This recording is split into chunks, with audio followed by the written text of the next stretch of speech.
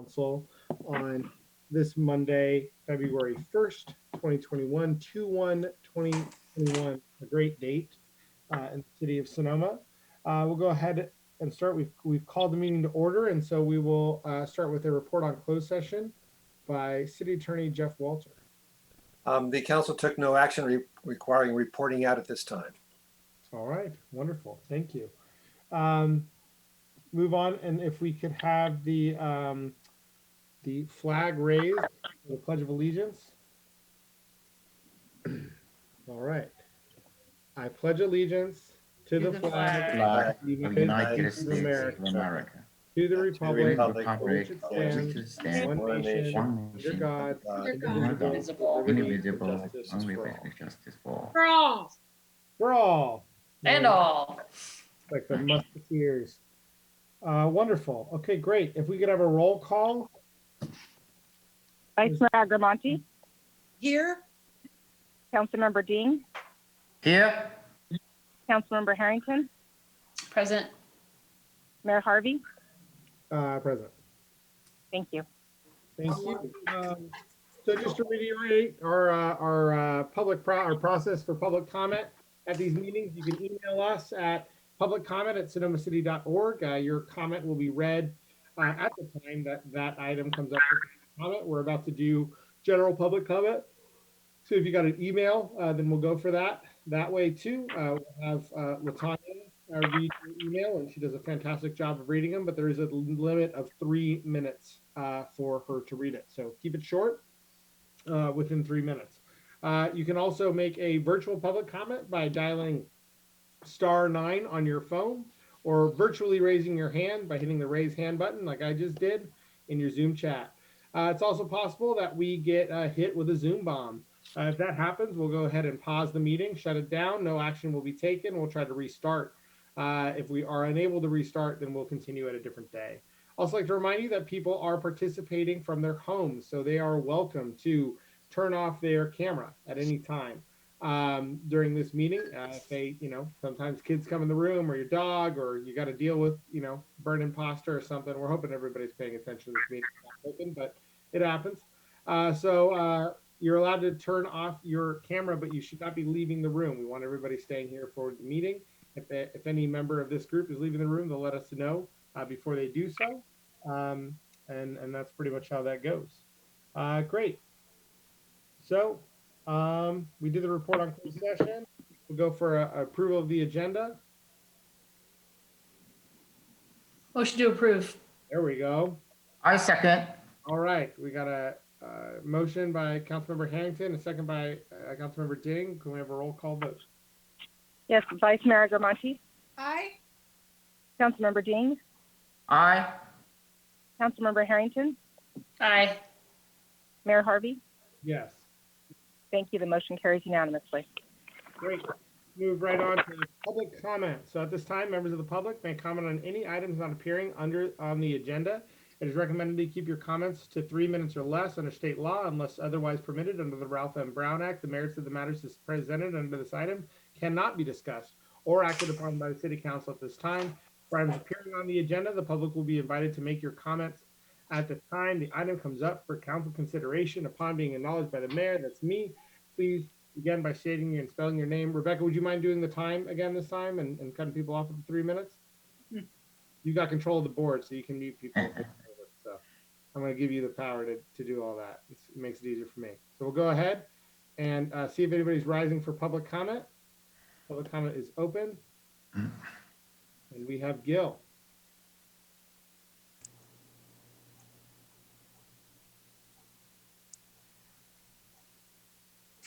Can you hear me? We can indeed. Oh, all right. Good evening to the City Council. Gil Latimer, Grant Court, Sonoma. Once again, members of the Sonoma Valley Cannabis Group would like to thank the City Council for its decision to permit a second dispensary. A second outlet will bring additional resources, more product choices, and help keep prices competitive. It's what medical patients and adult consumers of the Valley deserve. And it will work for the city as well in terms of community benefits and tax revenue. Frankly, though, I'm really infuriated that certain elements within the local cannabis industry have actually lobbied against the second dispensary. Looking through the public comment folder, why did Michael Coates, who is the president of the Sonoma Cannabis Enthusiasts Organization and who also handles Sparks Public Relations, write a letter to the council suggesting that one, if the city added a dispensary, it would disenfranchise the voters who chose no on Measure Y. That's not true. And two, recommending that the council, quote, let the approved dispensary get up and running, then evaluate before jumping too far ahead, unquote. So why would an organization that purports to be for cannabis business in the Valley actually work against the best interests of our medical patients and adult consumers? And by the way, that cannabis enthusiast organization is not to be confused with our team, the Sonoma Valley Cannabis Group. We've spent 3.5 years communicating with the City Council on behalf of Sonoma's medical patients. Those enthusiasts never showed up to a City Council meeting, save one member, because it was in that member's own business interest.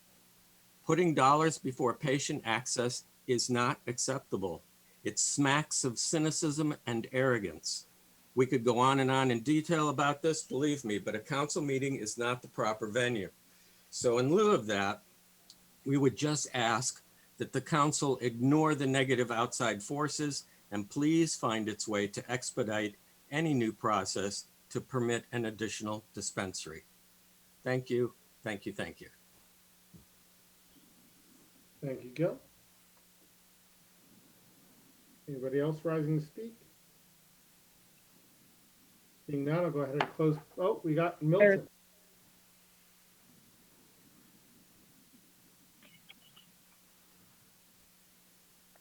Good evening. Present. This is Richard Silver. Can you hear me? You can Yes. Yes. Oh, okay. Am I speaking too loudly? No. Okay, fine. I'm starting my meeting, my timing. I do applaud Gil's comments. I've got my own timer here. And I support them thoroughly. I have two comments to make. The first is that the process to approve and award a contract for a second dispensary not exceed the length of a full-term baby. And given the fact that you have 3 remaining viable, vetted business organizations, my suggestion, and you guys in the Privy Council will do your own, will be to send them a certified letter saying, requesting, you have been vetted and approved, although you were not selected, would you still be interested in being considered for the second dispensary, yay or nay? Right then and there, you'll either have 1, 2, or 3, and you can proceed there. But I would hope that you would expedite it very quickly. I'm down to 2 minutes left. The second thing is my attention that the company that was awarded the contract for dispensary 1 is vertically integrated, meaning they control the means of production, they own land, they produce product, they package it, they label it, and they sell it under one or more of their own brands. What does that mean? That means that they can choose what products to put on shelves. And if Madeline likes strawberry ice cream and Amy likes chocolate, well, they can say, we don't like strawberry, we're not going to have any strawberry. What Gil and I have spoken about, and many others as well, is that the more choice you give to consumers on a product that really is price insensitive, they need this for their health and well-being, they need it for any variety of reasons. It's not a capricious choice, and therefore they should have the widest possibles. Therefore, I request that the council consider the following, and this is to the city attorney. Stipulate that whoever is to receive the second award be solely a bona fides retail dispensary, not a fully integrated operation as Spark is. I hope you'll add that to your list of requirements, not requests. I have 40 seconds left, and I'd like to wish you all, and those of us who are still living in what we thought was the United States of America, an interesting and fruitful year ahead with health and joy to all. Thank you. And this is the return of Richard Silver to City Council. Mic drop. I saw Ken raising his hand, but it looks as He though did have, he has- did have it raised.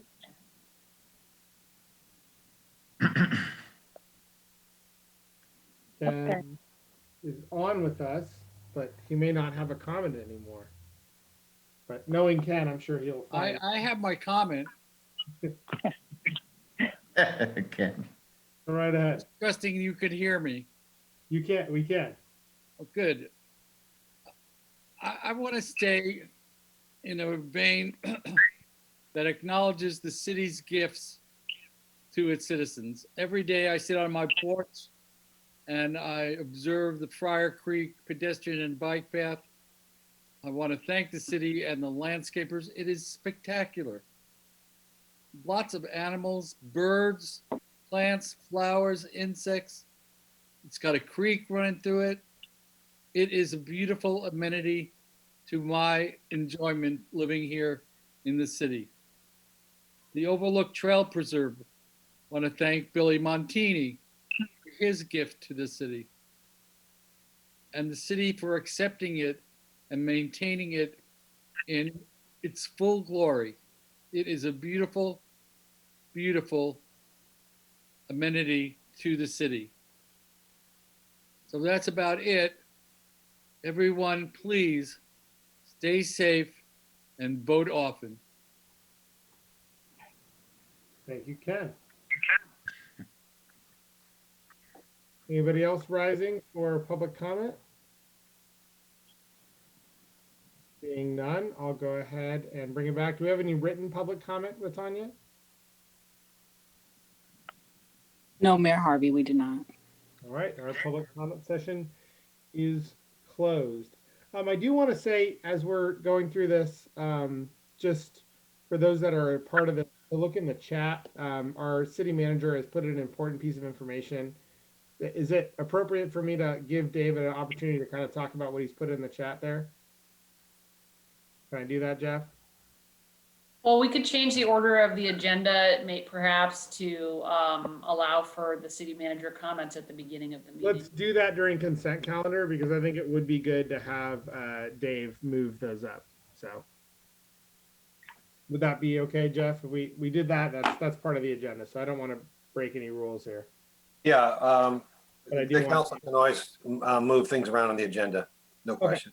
Great. All right, great. So we'll move on to item 3.1 then, and then on consent calendar, we'll move the city manager's comments up. So moving on to item 3.1, which is a Celebrate Sonoma that I nominated, but really was brought to me by Mr. Fred Albach. So if we could add him into the meeting here. Can I do that? Fred, if you could raise your hand, maybe that would help. But this is a Celebrate Sonoma for Mr. Roy Tennant, a fantastic member of our community and really a leader at the Overlook Trail. Somebody who has dedicated a lot of time to preserving the trail, to ensuring that it is remains beautiful and devoid of invasive species and different plants. And so I'll turn it over to Fred to kind of bring his introduction and talk a little bit about Mr. Tennant. Mayor Harvey, would you like us to bring, Mayor, Mr. Tennant in? Yeah, that would be wonderful. Bring Mr. Tennant in. And Roy's got his hand raised. There we go.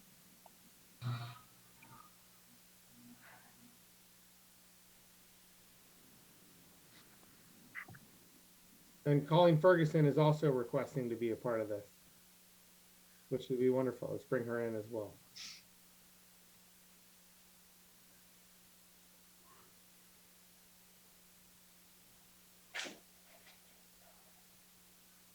All right, Fred, if you want to go ahead.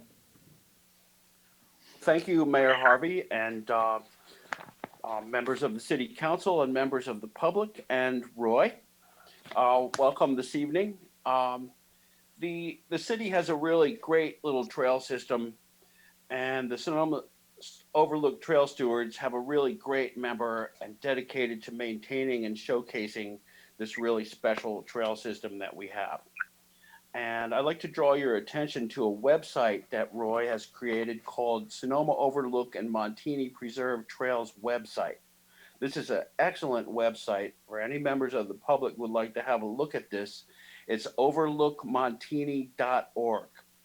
Roy set this web page up, and the web page has some great stuff on it. A list of trail topics, for example, lizards, coyotes, ferns, hiker notebooks, snakes, safety issues, what's up with the trail during COVID-19, trail ethics, for example, that people don't want to leave food out there because it acclimatizes animals to wanting human food. And so really the webpage really just displays Roy's really great appreciation of nature, and it's a genuine appreciation of nature, and you see this on the webpage. And let's see, so it's a great public education resource there. And let's see, the webpage has a really nice video of the trail also. It's really fun to look at. It's excellent nature photography of Roy's, and again, shows Roy's sincere appreciation of nature. I'd like to read you a little quote of Roy's from the webpage. Day to day, you don't always know what you may be called upon to do, but what we do for the love of the trail. And so I was looking through the webpage today, and I saw all these things that Roy had been doing, and it's just really phenomenal.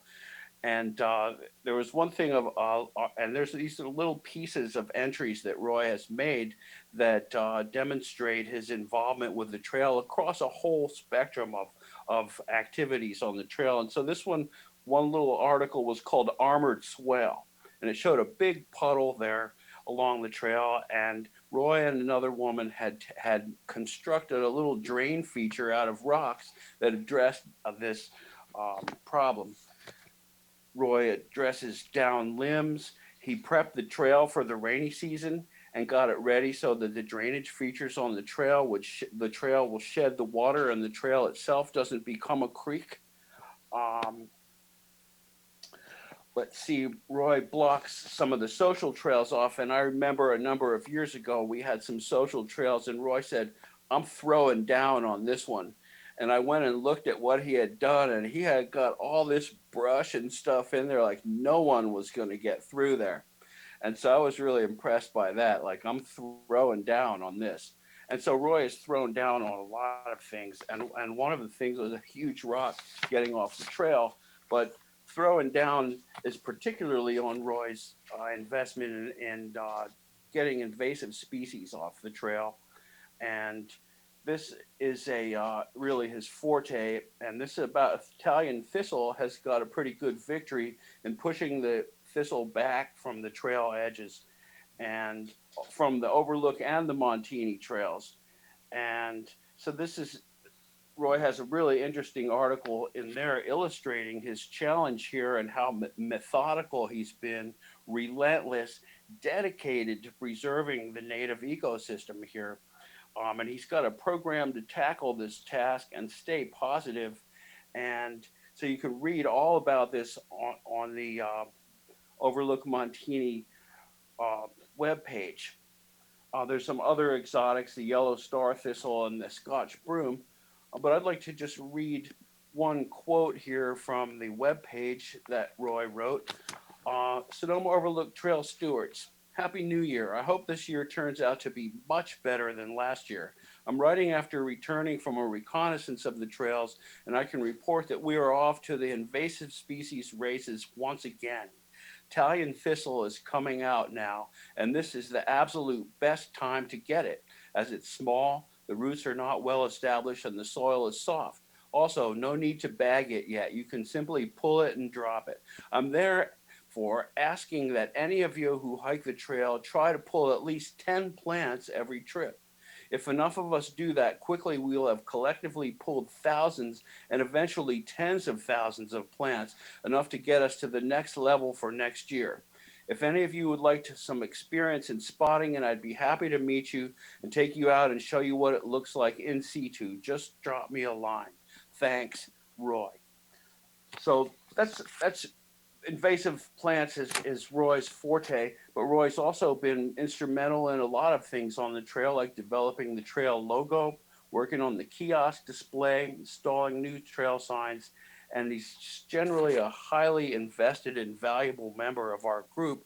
And we have a lot of exceptional people in our group, and Roy stands out as the star. And so, Roy, I'd like to really thank you, and I'm really happy to have been able to present you here in this time. Thanks very much.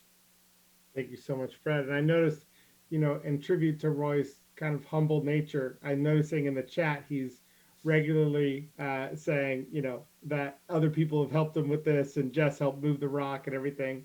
This is a picture of what we'll be getting to you, Roy, as soon as possible. So this is a certificate of recognition that February 1st, 2021 is Roy Tennant Day. So I, Logan Harvey, Mayor of the City of Sonoma, here to proclaim February 1st as Roy Tennant Day in the city. Your contribution to the community is recognized and much appreciated.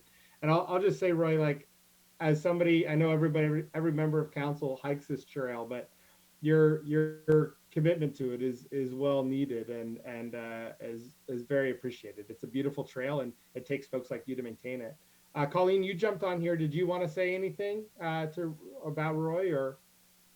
Yes, I didn't want to miss the celebration of Roy on behalf of Public Works staff who work with the trail stewards off and on, but trail stewards do most of the work by far to keep the trail in great shape.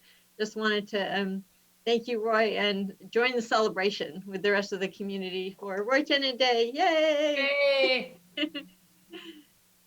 Can I make a comment? Of course, yeah. I was just going to ask if other members of council wanted to go. I just wanted to say, so maybe like 6 years ago, I stopped being able to run on cement. So I only go for runs on the Overlook Trail. And literally every single time I'm on there, I see Roy doing work on there. Like, okay, it's not more than twice a week, but coincidentally, he's always there at the same time. And I actually, when we were having our discussions about the ban of the use of Roundup, and Colleen Ferguson talked so much about what it takes to keep a trail accessible without using chemicals, the amount of man hours it takes, it really made me think about the kind of work that Roy and the others are doing on the Overlook Trail to keep it a safe place to hike without poison oak on the trail, without branches on the trail, and not using any poisonous chemicals to do that. So I just want to say, in addition to, it's so obvious your clear dedication, obviously you and Gina have like a household dedicated to public service, which we need so much in our valley. But the fact that, hi Gina, the fact that you're able to do it without, having to use chemicals up there, it's great. It's wonderful. And I just wanted to also acknowledge that hand digging and the hand picking the weeds. I think Colleen suggested that at the time, that if we weren't going to use Roundup in the city, that people would have to do exactly what you suggested. Every time you go out, pick up 10 weeds that you don't want to see and pull them out of the ground. And here you are, like, actually doing it in real life. So thank you so much. And I'm so happy for you to get this as your day. I want to say something.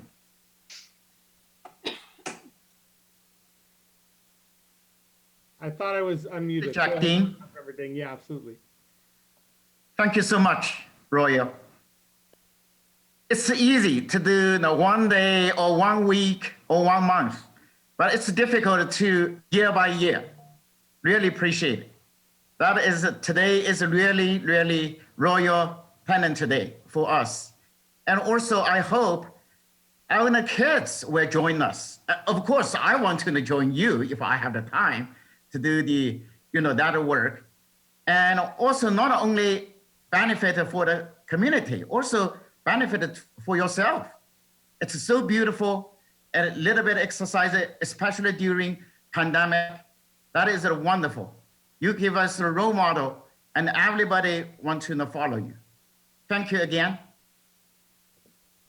Thank you, Councilmember Ting. Councilmember Agramonte? You're muted. Can you imagine me muted? So I want to thank you so much, Roy. You know, I just went on Overlook Montini. And I was looking at your past posts. They're so interesting. I'm sorry I wasn't really that aware of it. And I'm just really glad we're very fortunate and lucky. But this is common with people who live here. You know, you're not, you know, you just want to do your best for your environment. And I appreciate your commitment. I think it's wonderful, and I encourage many people to go to overlookmontini.org and get the surprises that we all deserve. It's wonderful work. Thank you so much. Roy, did you want to make any comments? Yes, just I thank you, everyone. This is overwhelming, actually. One comment. When it comes to invasive species in our public lands, I want to paraphrase Nelson Mandela. He said, something can seem impossible until suddenly it isn't. And by hard work every single day, you can really make a difference. So thank you very much for acknowledging that. Thank you, Roy.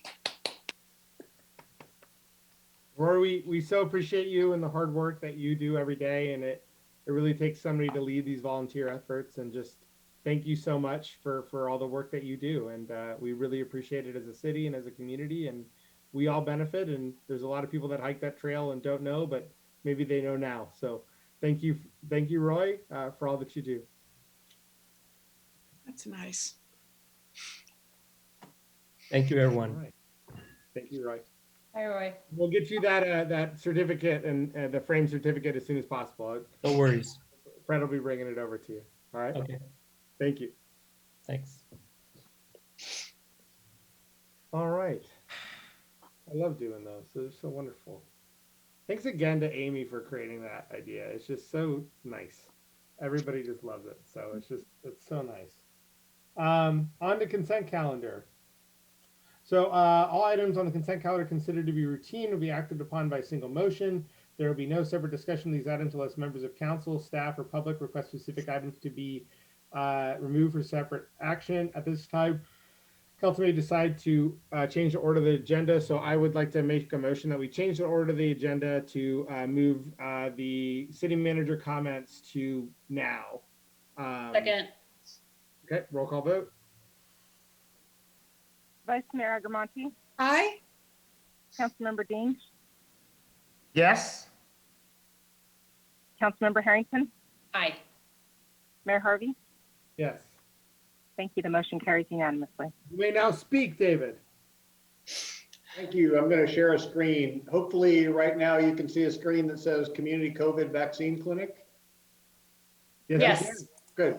Okay. I'm going to scroll down. So the good news that the mayor's noting, the city, as well as a lot of great partners, Sonoma Valley Hospital, the Community Health Center, the Fire and Rescue District, the County Department of Public Health, Shell Vista Fire Protection District, and the Catalyst Fund have pulled together for this weekend a 75 and over COVID-19 vaccine clinic. And if you're 75 and over and you're sitting here watching the council meeting, jump to this website as soon as you can, and then come back to the council meeting. And if you have loved ones in your life that are 75 and older that you think may not have known this, maybe jump to the website too. It's sonomavalleyhospital.org /SVHP / right up here, because the spaces are filling up fast. And really quickly, it's this coming weekend, Saturday and Sunday from 8 o'clock till 3 o'clock, but it's appointment only. There's 4 appointments, I think every 3 minutes.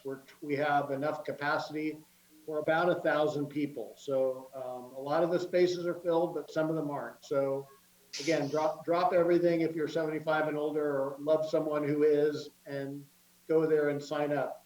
You just have to be a Sonoma Valley resident. We also say workers too, but I don't know how many people are working over 75. God bless you if you are. You're eligible too. So that's what I had to say, Mr. Mayor and council members. Wonderful. it's so nice to start seeing vaccines finally rolling out and people getting access to them. It's, starts to make you feel like maybe we're starting to gain sight of the home stretch with this whole thing. So everybody go, and if you're in that age bracket, please sign up and get access to that vaccine and get it, because it's super crucial for our community and for the health of you individually and everybody else. So great. So move on to consent calendar. Does any member of council wish to pull an item off the consent calendar? I'd like to pull 4.4. Okay, we're pulling 4.4. Great. And we'll go ahead and open up consent calendar for public comment. Seeing no one rise for public comment. Oh, we got Fred Alabach rising for public comment. Yes, I had wanted to pull this item as well. I don't know if now's my time to comment on it, but I'm curious if we can have a synopsis of what this means in simple English. But I don't know if it's the time now or if I comment after it's presented. It'll be a regular agenda item now, basically. So Okay. it'll come up. There'll be a public comment period for it. Okay, sorry. No worries. Great. Anyone else rising for public comment on the close or on the consent calendar? Seeing no one rise, we'll go ahead and close public comment and bring it back to council. So we need a motion. I'll make a motion to approve items of the consent calendar except for item 4.4. So items 4.1, 4.2, and 4.3. Second. All right, roll call vote. Vice Mayor Agramonte, Aye. Councilmember Dean, Aye. Councilmember Harrington, Aye. Mayor Harvey. Yes. Thank you. The motion carries unanimously. All right, item 4.4. City Attorney? Yes, in response to Mr. Albach's request, I'll briefly summarize the important points of this particular settlement. The backstory is that Mr. Bill Jasper, some of his companies and affiliated housing organizations sued the city when it denied 3 applications for larger homes in Shotgun Hill to the north of City Hall. The city retained outside counsel, Dolores Dalton in particular, and she was able to convince the trial court that these lawsuits were not legally supportable, and the court essentially dismissed the major allegations in these lawsuits, and that generated settlement discussions with Mr. Jasper and his attorney, which have been going on for a goodly number of months. They've culminated in the document that's part of this consent calendar tonight, and the document basically provides that the lawsuit will be stayed, and Mr. Jasper will be given an opportunity to reapply for these 3 projects under certain development criteria, including downsized projects in terms of their size and the impact on the hill. They'll be subject to complete CEQA review, and the council will have the discretion whether to approve them as revised or not. If at the end of the day the council approves them as revised, then the lawsuit will be dismissed. Mr. Jasper will waive all lawyers' fees, as will the city, and the parties will go their respective ways. In addition, Mr. Jasper has agreed that if building permits are issued on any of the 3 projects that are approved, at that time he will contribute $50,000 to the Housing Trust Fund. Or if no applications for building permits are applied for within a particular period of time after the council approves these 3 projects, that same $50,000 needs to be paid into the city's Housing Trust Fund.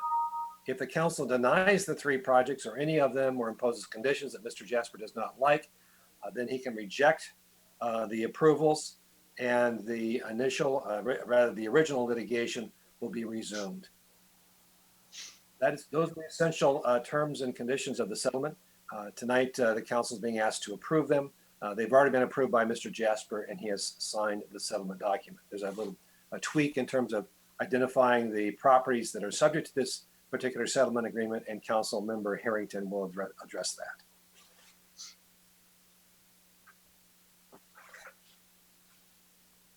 Okay, great. Councilmember Harrington. I was gonna do it after public comment. Okay, I will go ahead and open. Do we have any questions from council? We'll go ahead and open it up for public comment. Go ahead, Fred.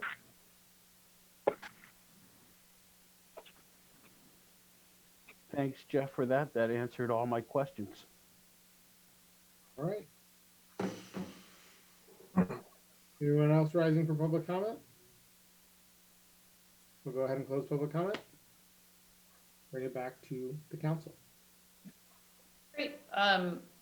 Yeah, I would echo what Jeff said, that this was a lot of negotiation, and I'm glad that we're here today with this outcome. But I did notice the assessor's parcel numbers aren't specifically stated in the agreement, and they're maybe a little bit different than what was in the, maybe they've changed a little bit since the original filing. So just to be clear, I wanted to add the correct assessor parcel number to the settlement agreement, so that we know for sure which property we're talking about. And I guess I would make a motion that we accept the resolution, I guess. Let me see what it is. Adopt the resolution. Adopt a resolution with the change that the assessor parcel number, the APN number, be added to the settlement agreement with the street address. Second. Roll call vote. Vice Mayor Agramonte, Aye. Councilmember Dean, Aye. Councilmember Harrington, Aye. Mayor Harvey. Yes. Thank you. The motion carries unanimously. Great. We'll move on to item 5.1, discussion, consideration, and possible action to adopt a resolution rescinding resolution 78-2018, a resolution of the City Council of the City of Sonoma denying the appeal, approving the findings and adoption of a mitigated negative declaration for the Sonoma Gateway Mixed-Use Development Project located at 870 Broadway. David Storr. I have to recuse myself. That's next door to my office. Okay, bye, Amy. We'll see you soon. Thank you, Mr. Mayor, council members. You may recall on December the 18th, the City Council approved the Gateway Project. The Gateway Project being a mixed-use development with 33 residential units, 8 of which were to be affordable to, low and moderate income households. And there was also 3,500 square feet of commercial. This project is located at MacArthur and Broadway at the northeast corner there. Your council adopted 2 resolutions, one that adopted the CEQA, or the environmental review mitigated neg deck. See, now I can't say it. And the second resolution was for the use permit and tentative map. Subsequently to the city approving the 2 resolutions, the city became involved in litigation related to the CEQA action that was taken. The plaintiffs, FOBC, which stands for the Friends of the Broadway Corridor, retained the services of counsel who presented the city with a proposed settlement agreement, which was approved by the council in November of last year. In considering that settlement agreement, circumstances surrounding the project changed quite significantly. Number one, the developer had abandoned the project and had the option to purchase the property had expired, and the developer also had no legal counsel representing it. The current owner has no interest in developing the project as was approved, and neither the developer nor owner had agreed to indemnify the city for costs that we had to date, and also for those which we're going to be incurring in the future if the case is continued. And lastly, neither the developer nor the owner are willing to defend the case. Under the terms of the settlement agreement, the lawsuit would be dismissed with prejudice, and without trying to pretend to be a lawyer, that means that they won't be able to bring it back to court, but only if the city council does 3 things. Number one, the city council chooses to rescind the 2 resolutions that I mentioned earlier. 2, take action on a resolution to deny the project. And 3, direct the payment of $85,000 to FOBC's attorney for their legal fees.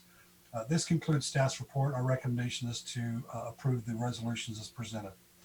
This concludes staff's report. Thank you, David. Questions from council? I think that is a good resolution because this is the older case.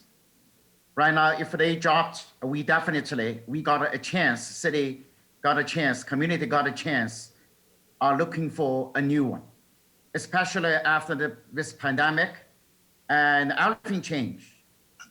Mindset also changed. We really needed to thinking, what do we need for that in a specific location? That's truly the gateway for the city, just like this project mentioned. So the other thing is new. Right now, we just encouraging the local or out of state or anywhere, good investor, and the developer come to here. We want to see brand new project, and then we start it again. Thank you. Thank you, Jeff. We'll go ahead and open it up for public comment.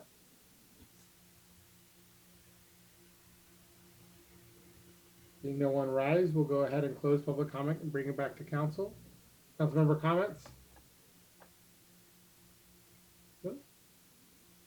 Madeline, I can't hear you if you're Yeah, talking. I think it leaves me. So I think I really am looking forward to this. You know, we've done a lot of work on all of this, so I'm keeping my fingers crossed.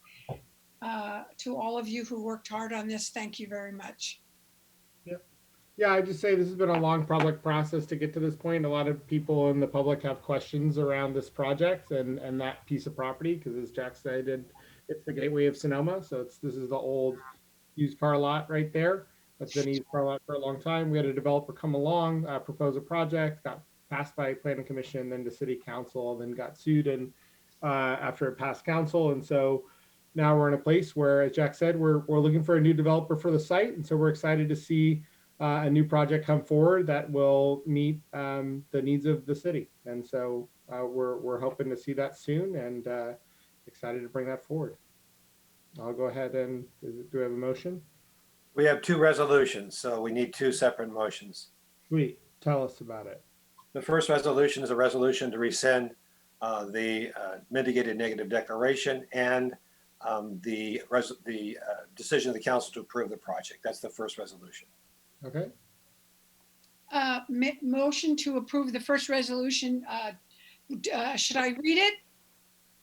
No, I don't think you have to. It's the one that rescinds the previous actions of the council in December 2018. 78, 2018. Okay. The first one? Yes, the one that rescinds 28 218 and 79 218. Yes, and 79, 228, 218, 2018. 2018. Second. We get a roll call vote. Vice Mayor Agramonte, Aye. Councilmember Dean, Aye. Mayor Harvey. Yes. Thank you. The motion carries 301. What's our second motion?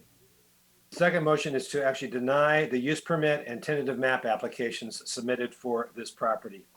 Okay, I'd like to move to deny the tentative map applications and use permit for this property. I second. Great. Roll call vote. Vice Mayor Agramonte, Aye.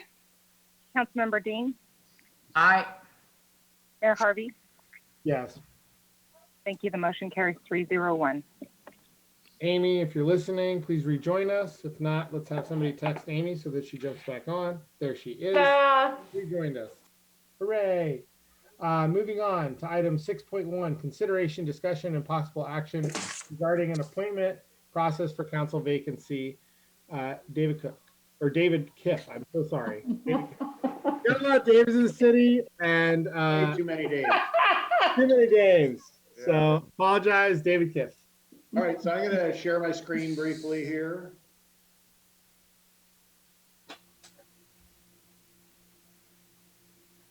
And you folks have to be good about telling me to make sure the screen is moving, and it is. So this item is about a council appointment. And last time you met, you decided to go via the appointment process. And the proposal, just to remind everybody what's going on, Councilmember Hunley did resign as of yesterday, January 31st, 2021. So that means that the council needs to fill the position 60 days later. That happens to be April 1st, 2021. Hopefully you won't make an appointment on that day because I think that person will feel badly. They're appointed on April Fool's Day. But the meeting dates before then are February 17th, the March 1st, and the 15th. The proposal in the staff report is this, and certainly the council can adjust it any way it might like. Take public comment tonight, and then pick about 4 to 5 questions. And Rebecca, the city clerk, and I gave you in the public a list of questions. I could put those up too if you'd like to remind yourself what those look like.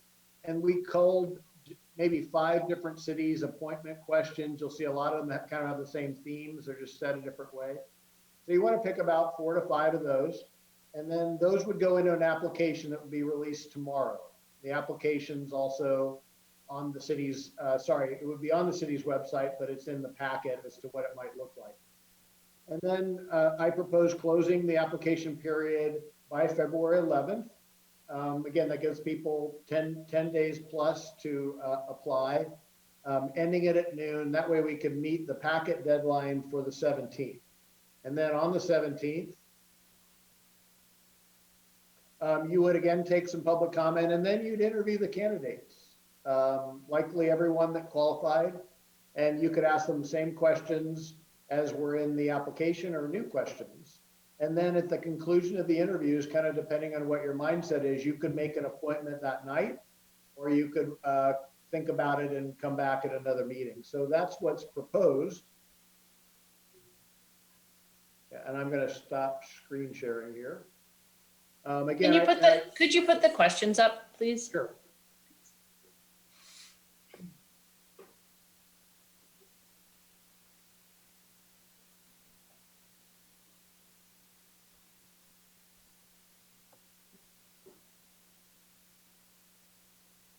Okay, it starts with kind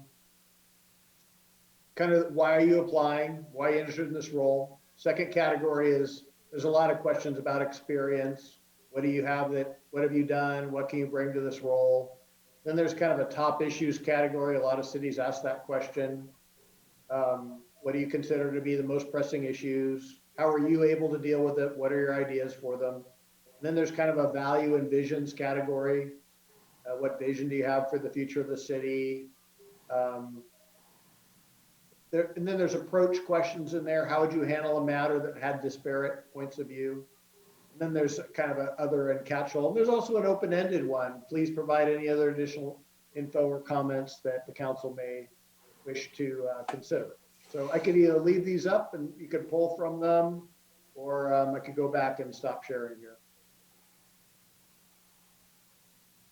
Great. I can look at the packet on my computer separately. I don't know if anyone else wants them up.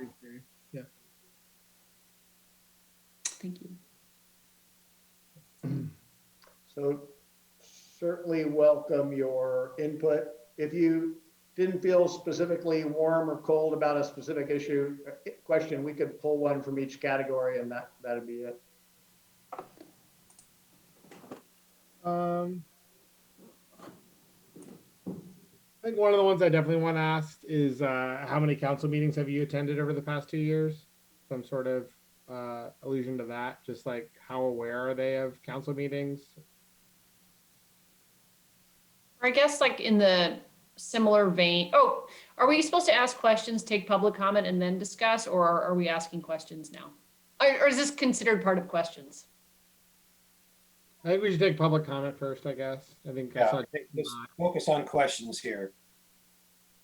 Okay. Yeah, I don't have any questions. Does anybody have any questions? I don't. I have more comments. I don't. Madeline, no? Okay, great. So we go ahead and open it up for public comment.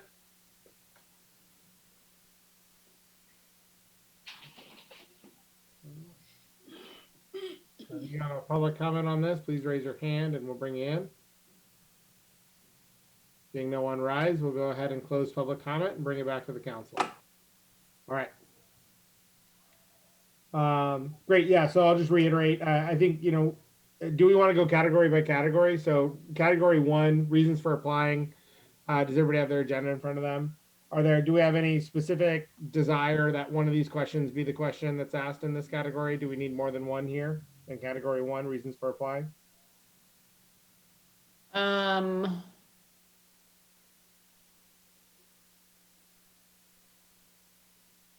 they're all pretty similar, but I like, why do you want to be appointed to the council? That's my favorite too. Councilmember Ding, do you have an opinion on the category 1? So far, so good. I don't have.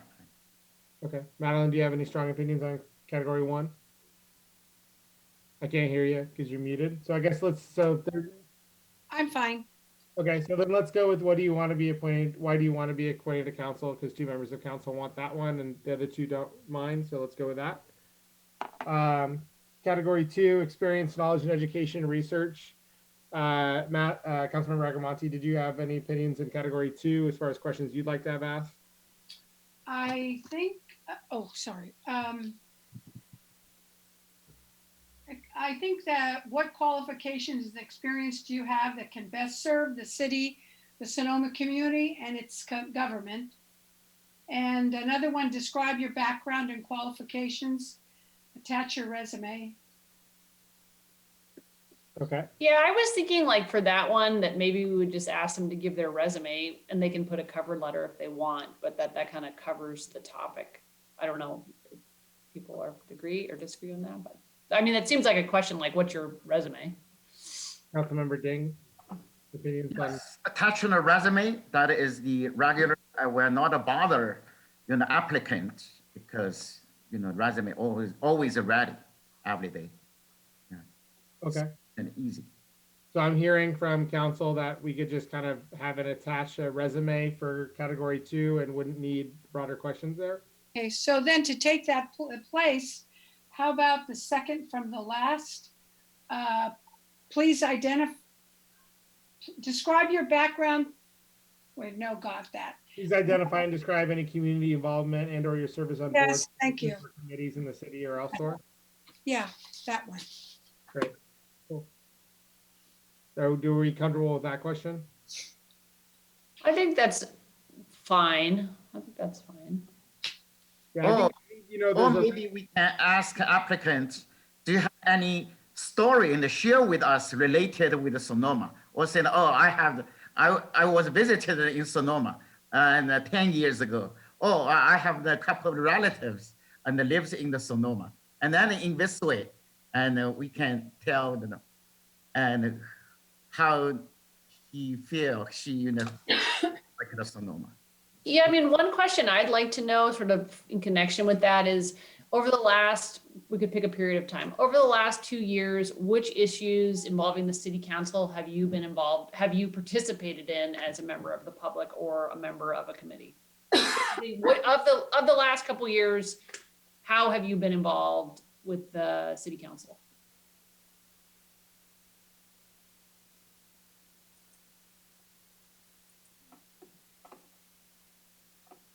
Madeline, are you comfortable with that kind of change to it? Unmute. Yeah, unmute, please. Could you repeat? Sorry.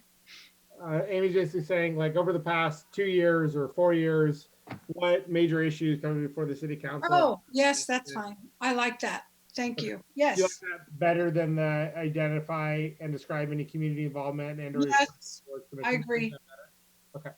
Jack, do you like that better as well? I like. Dave, Rebecca, we got that? Okay. Great. On to category 3, top issues. Councilmember Ding, any thoughts in category? I think, yeah, that is the, overall, that is a communication issues between the city and the community. That is the number one. And then number 2, I think, the finance also in the C, if they have the strong finance background. So do you think, like, Jack, what about the final question in category 3? What do you feel needs to be done to maintain and enhance the city's economic health, given the role that tourism plays in our local economy and city budget? Mm-hmm. Yeah. Want to ask that question? Yes. Okay. So that's kind of a finance question. And then you said communication. Yes. Councilmember One second. Harrington, do you have opinions in category 3? I like Jack's comments. I agree with those. I'm just trying to make it so it's not too many questions, but I do like the question, what are your top 3 priorities for the city? I like that one too. The other one I had highlighted is what issue do you understand better than most council members, and your understanding will add to the council's ability to deal with it. That's good. Yeah. I don't know, is there any opinion from staff about the optimal length of the questionnaire? Let's take that latter question. What issue do you understand the most? If you're comfortable with a 1 or 2 sentence answer, I don't think that's very difficult for the candidates to fill out. If you're expecting multiple pages on each one, then it is. I'd be fine in getting rid of the what issue question and just saying, what are your top 3 priorities of the city? And then the financial budget question. I agree with that.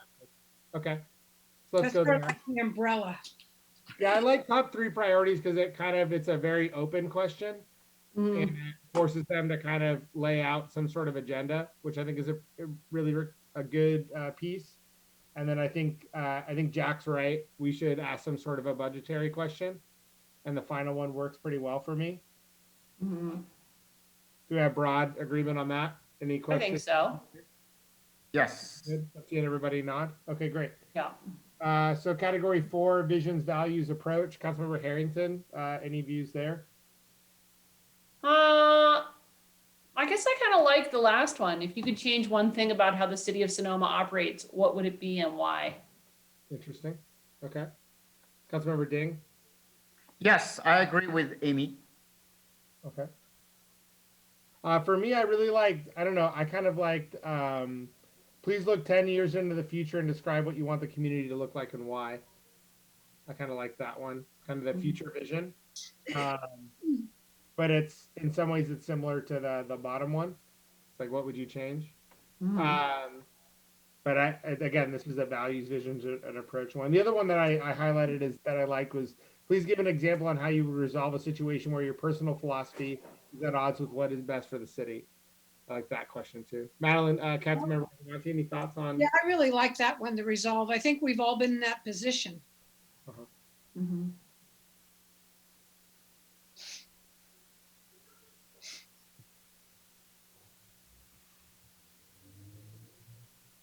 Okay, so where do we want to go with number 4? We've got some kind of different views here. Why don't we just put them both on and then at the end go down the list of what we have and decide if we want to keep them all or get rid of one? Can staff compile a little list of, at least for category 4, because it's the only one where we have any kind of disagreement on? Yeah, while we're just thinking about them, so it's the 3rd bullet, the 4th bullet, and the last bullet. Yeah. Okay, so 4, 5, and 7.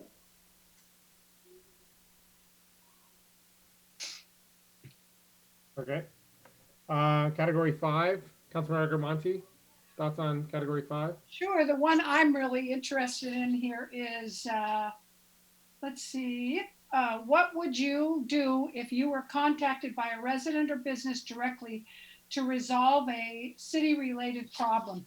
I feel that I'm very close to this issue, but I don't just say, okay, now here's what I think. I actually will go to the city manager and ask what the possibility might be, and then I would take it from there. I get calls about, well, we all get calls about code enforcement and things like that. So, there are some things I can do, but I pass it on. I would contact a director of a department and of course the city manager. And I can't make any decisions by myself, but it's certainly something I would like to make them aware of. Madeline, are you giving people the perfect answer to that question right now. Well, then we're gonna find out who actually attends city council meetings. Yeah, write that one down verbatim. They pretty much got it. I'd like to add, do you plan to run for reelection if you are appointed to this category? Interesting. The question I like is, what do you see as the role of the city council out of here? So we got 3 options here. Jack, do you have opinions on category 5?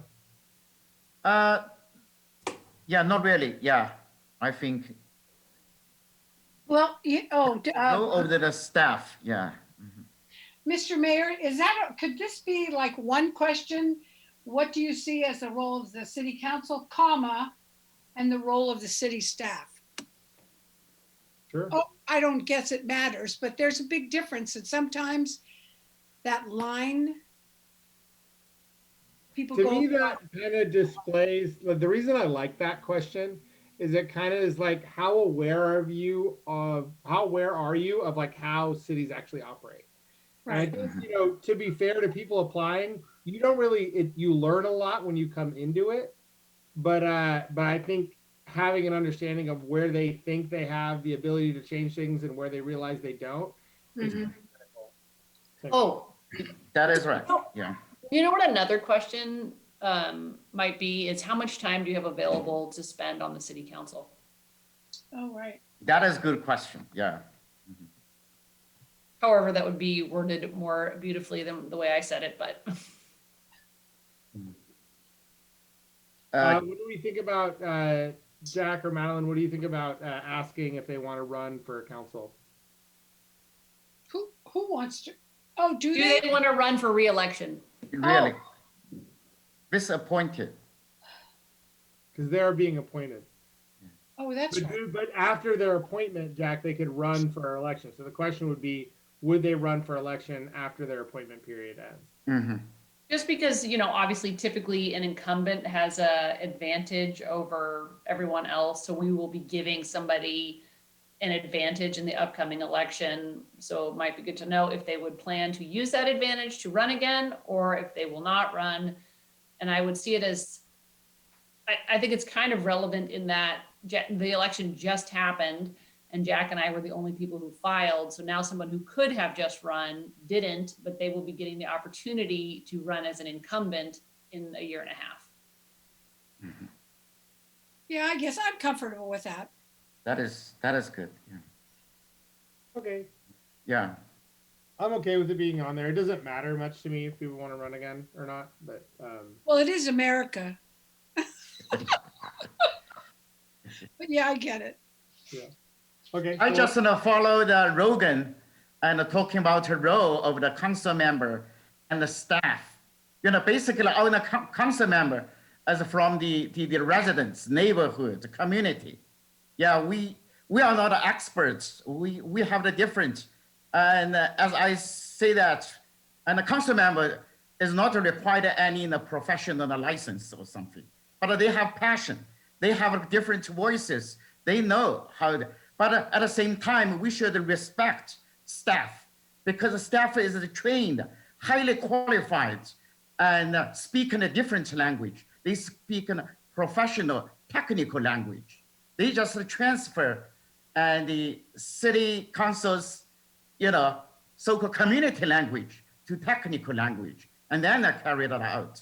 This one, I think they should be very, very, the important point. Yeah, I agree, Jack. I'm interested, because sometimes the roles get a little fuzzy, and I think there should be a clear understanding if somebody enters into the government to understand the different roles.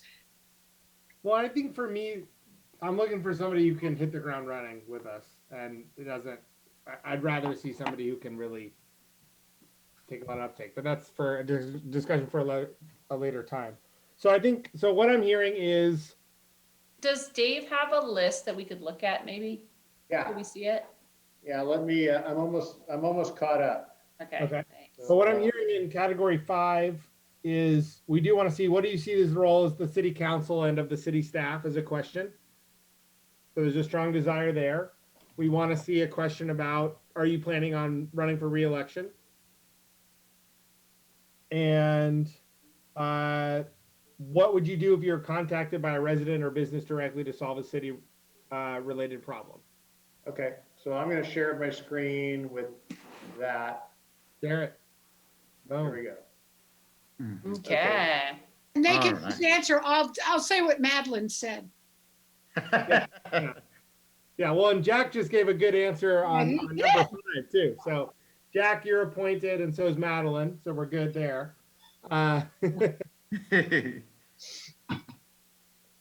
So a couple of these I just wrote on the fly, like the second bullet in category 2. Over the last 2 years, what issue have been interesting to you that have resulted in your attendance at council meetings? I could wordsmith that better. Maybe just participation. Okay. I really like just resume. Let's just leave it like that. Just resume. And then you guys were pretty clear on category 3. Category 4, you're clear about those. Category 5, I combined city council and the city staff roles. How much time do you have available to council service? I didn't know whether that was in or out. I was typing as you guys were I talking. think that's an important question. Okay, and then do you plan on running for re-election? Where did you guys land on that one? Yeah, we said yes. Okay. And did I miss any, Rebecca? So it's 1, 2, 3, 4, 5, 6, 7, 8, 9, 10, 11 questions. And a lot of these are really short, like do you plan on re-election? That's a 1-word answer. How much time do you have available for council service? That's like a 1-sentence answer. Longer term ones are the top 2 in category 5, I would say. Category 4 is all kind of longer answers. I mean, I think it's fair. I don't think it will take longer to respond to these questions than it would to attend one city council meeting. Fact. That's very true. So I think that if you're not prepared to spend that much time, you probably shouldn't apply. Yeah, if this scares you off, you should not be applying for council. I agree with that. That's true. Well, and it's a precursor for somebody who wants to run in the future that it would be valuable if they did attend meetings. Yeah. Yeah. It helps. I think this looks cool. Do we need a motion to approve this, or? Are we all comfortable with this? I guess that's what a vote's for, but I am. before we vote. Yeah, I'm comfortable. Yeah, that's great. Okay, great. Madeline, you're good? I'm very comfortable. Thank you, Mr. Mayor. Councilmember Harrington? Looks great. All right. Awesome. I love it. Then if this is your direction, that's terrific. Are you also comfortable with the timeline I suggested? My discomfort with the timeline is I would like 2 separate meetings where we do an interview meeting and then we do a selection meeting. I think it's really critical here because we aren't having an election to have as many times for public process and public comment as possible. So I think if we could get it in the first week of March, I think that would be pretty great. And that's a pretty quick process, frankly. So I think it's efficient and it allows enough time for public comment. So that's what I would say. Oh, interesting. I actually feel the opposite. I think we should do it all at one meeting, that if we have 2 separate meetings, it leaves it open to people to lobby us or approach us. And also I feel like by putting your name in the hat and being interviewed publicly, it opens people. It's very daunting for most people to have their name in the public eye. So to wait to be scrutinized for multiple meetings, I think is an intense, I think that's pretty intense for the applicants. And I think it would probably be nicer for the applicants to have it over in one night. I think it's probably unappealing to worry about having to call and follow up and continue to be scrutinized for multiple weeks. I just think like when you're on council, you're kind of scrutinized in the public eye for multiple weeks anyway. And so I would say, you're not having to do an election to get the role. Yeah, I had to do 8 debates when I ran for council and multiple interviews with paper and things like that. So I don't think it's too onerous to ask you to wait a second meeting. And I think, I guess it's weird to say, but I think, having the public be able to call you and say, hey, I really like this person or whatever. I don't think is necessarily a negative outcome. And the public to have two opportunities to make public comment of who they support, because right now it looks like it's, we bring up that we post the things publicly, then we have public comment, then we interview, then we decide. I feel like you want to have public comment after that interview time too. Well, why couldn't we just set it up that way? You can have as many public comments as you want. I don't know. What's the rest of council feel? Do you want to do a two-step process or a single meeting?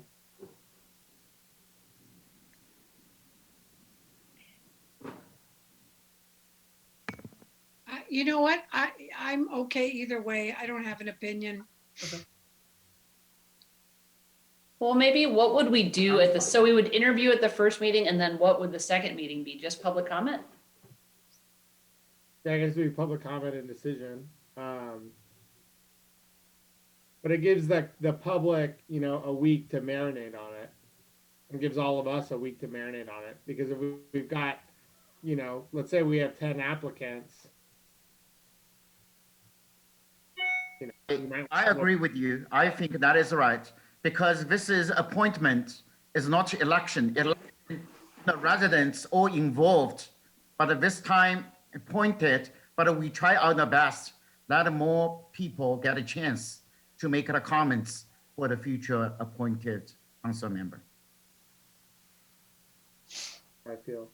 And talking to other people that have gone through this in other cities, the more that you have public process and public involved, the more comfortable public is with it not being an election.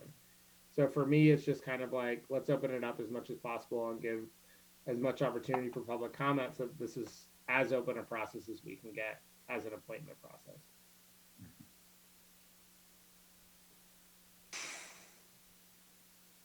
Yeah, I mean, I think we're in an unfortunate position that we're in the position to pick somebody at all. And it would have been great if the person who solicited votes were willing to fulfill their seat. That'd be great.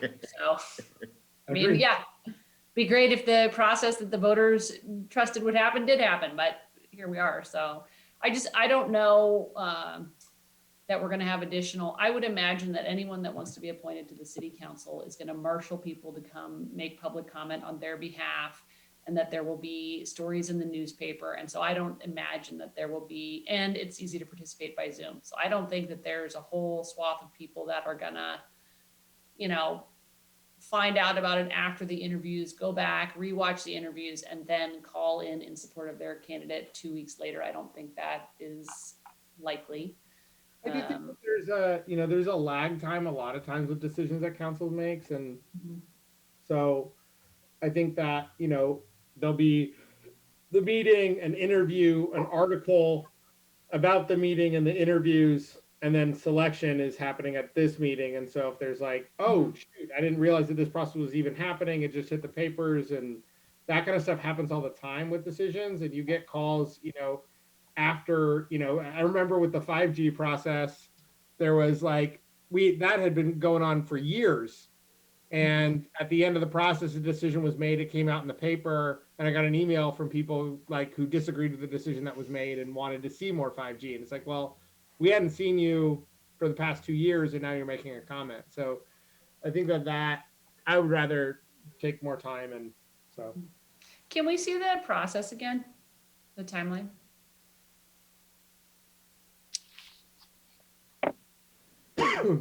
Sure, hold on just a second here.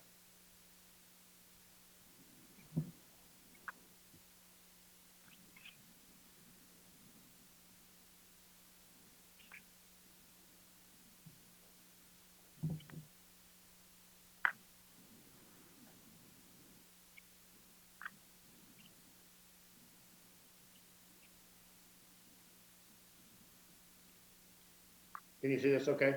Yeah, thanks. So, yeah, applications by the 11th in time for your meeting on the the 17th. Remember, we meet on a Wednesday that week. And then go from there. So would the person be seated, when we pick somebody, I'm just trying to think, how many meetings would we go without having a full council when would the person be seated? If you chose to make the appointment on the 17th, that person's first meeting would be the 1st of March. Mhm. And if we waited until March, would it be at that meeting or would it be at the next meeting?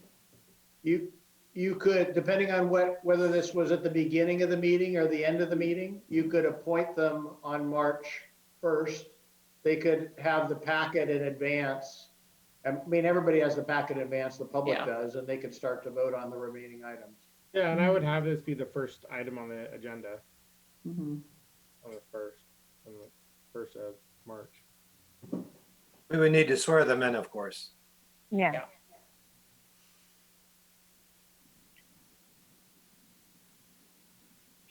Okay, so I'm gonna make a motion here, move to approve the questions that we have for the application as described by council and the process with a March 1st date for approval. Second. Oh, sorry. Fine. It's fine. Roll call vote. I'm sorry, was that Madeline or Vice Mayor Agramonte? Yes, that said the second. Thank you. Vice Mayor Agramonte, Aye. Councilmember Dean, Aye. Councilmember Harrington, Aye. Mayor Harvey. Yes. Thank you. The motion carries unanimously. Okay, great. So then the application will be available online tomorrow?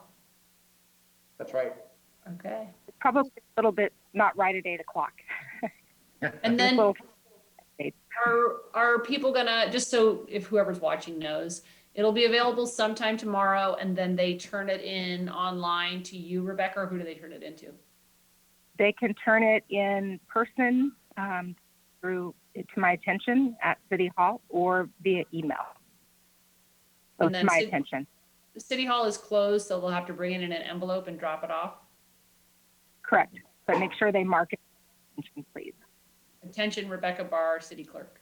We'll make sure that's clear in the application. Use the mail slot, make it to the attention. I think that's a little bit safer than mail in case doesn't make it by, say, noon on the 11th. Yeah, that's a good thought. Thank you. And they live in the city, so right. Shouldn't be that hard.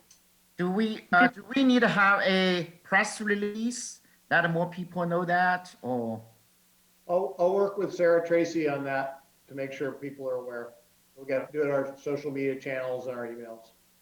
That's great. And just one other thing, the email, make sure you send it to my direct email, not to public comment or to city council. It needs to go to rbarr@sonomacity.org.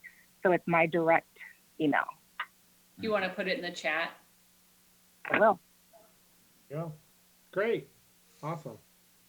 Moving on to 6.2, consideration, discussion, and possible action to make appointments to the City of Sonoma Community Service Environment Commission, Culture, Fine Arts Commission, Design Review and Historic Preservation Commission, Planning Commission, and Traffic Safety Commission.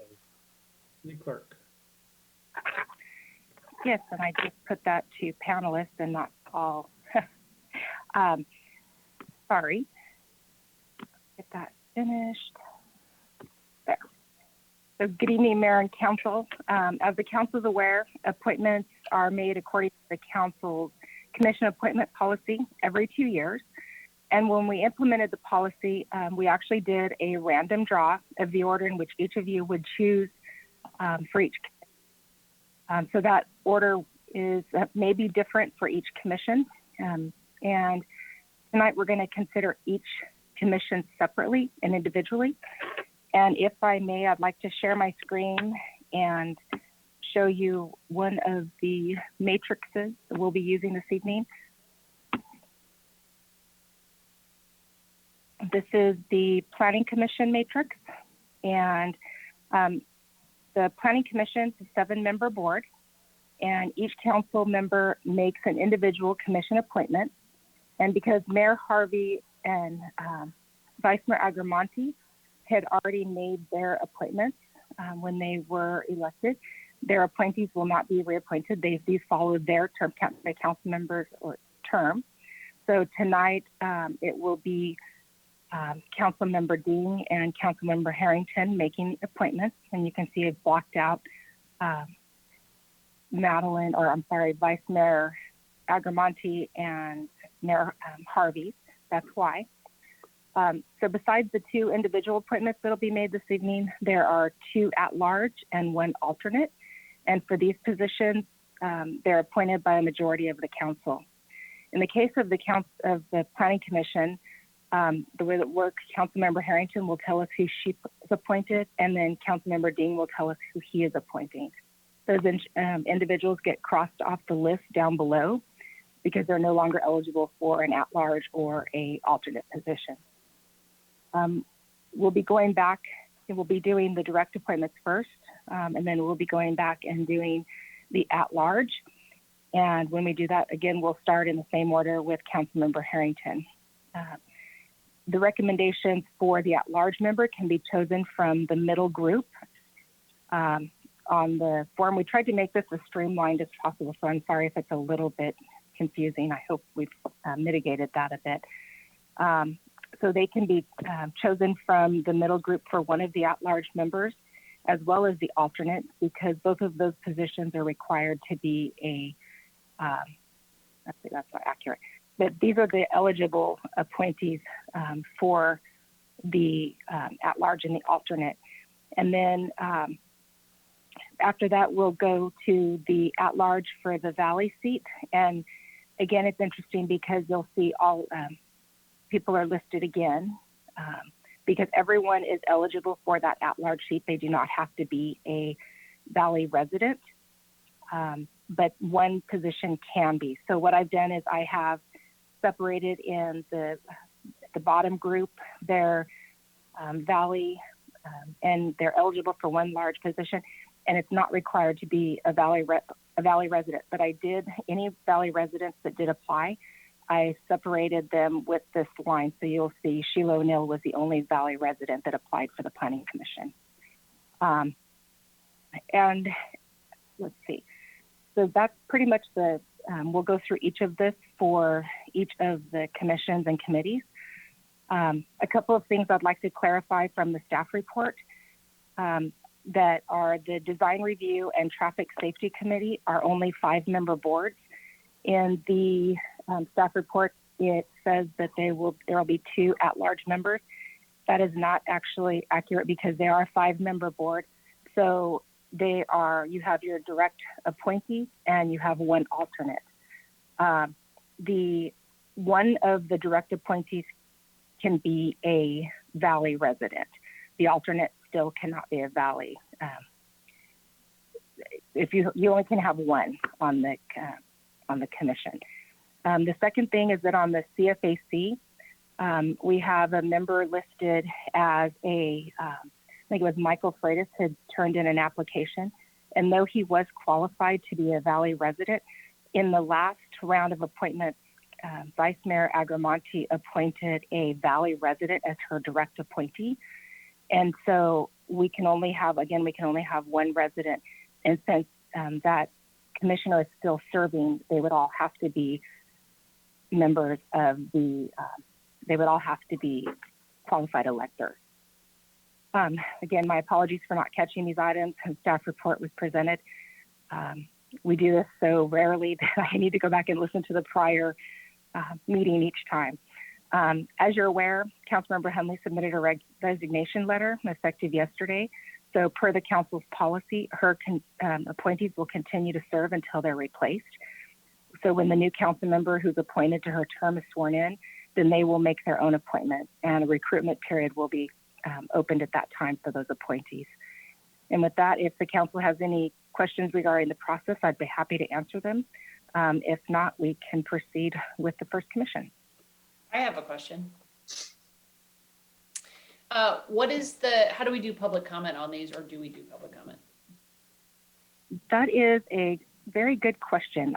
When I was reviewing, what I thought would happen, Councilmember Harrington, is that after each commission when the appointments were stated, then we would go to public comment.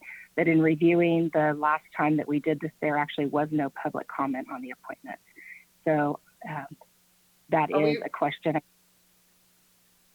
think that's Are we a question required, for, Jeff? Do we have to do public comment? You do, and Oh, okay. Okay. Oh, gosh.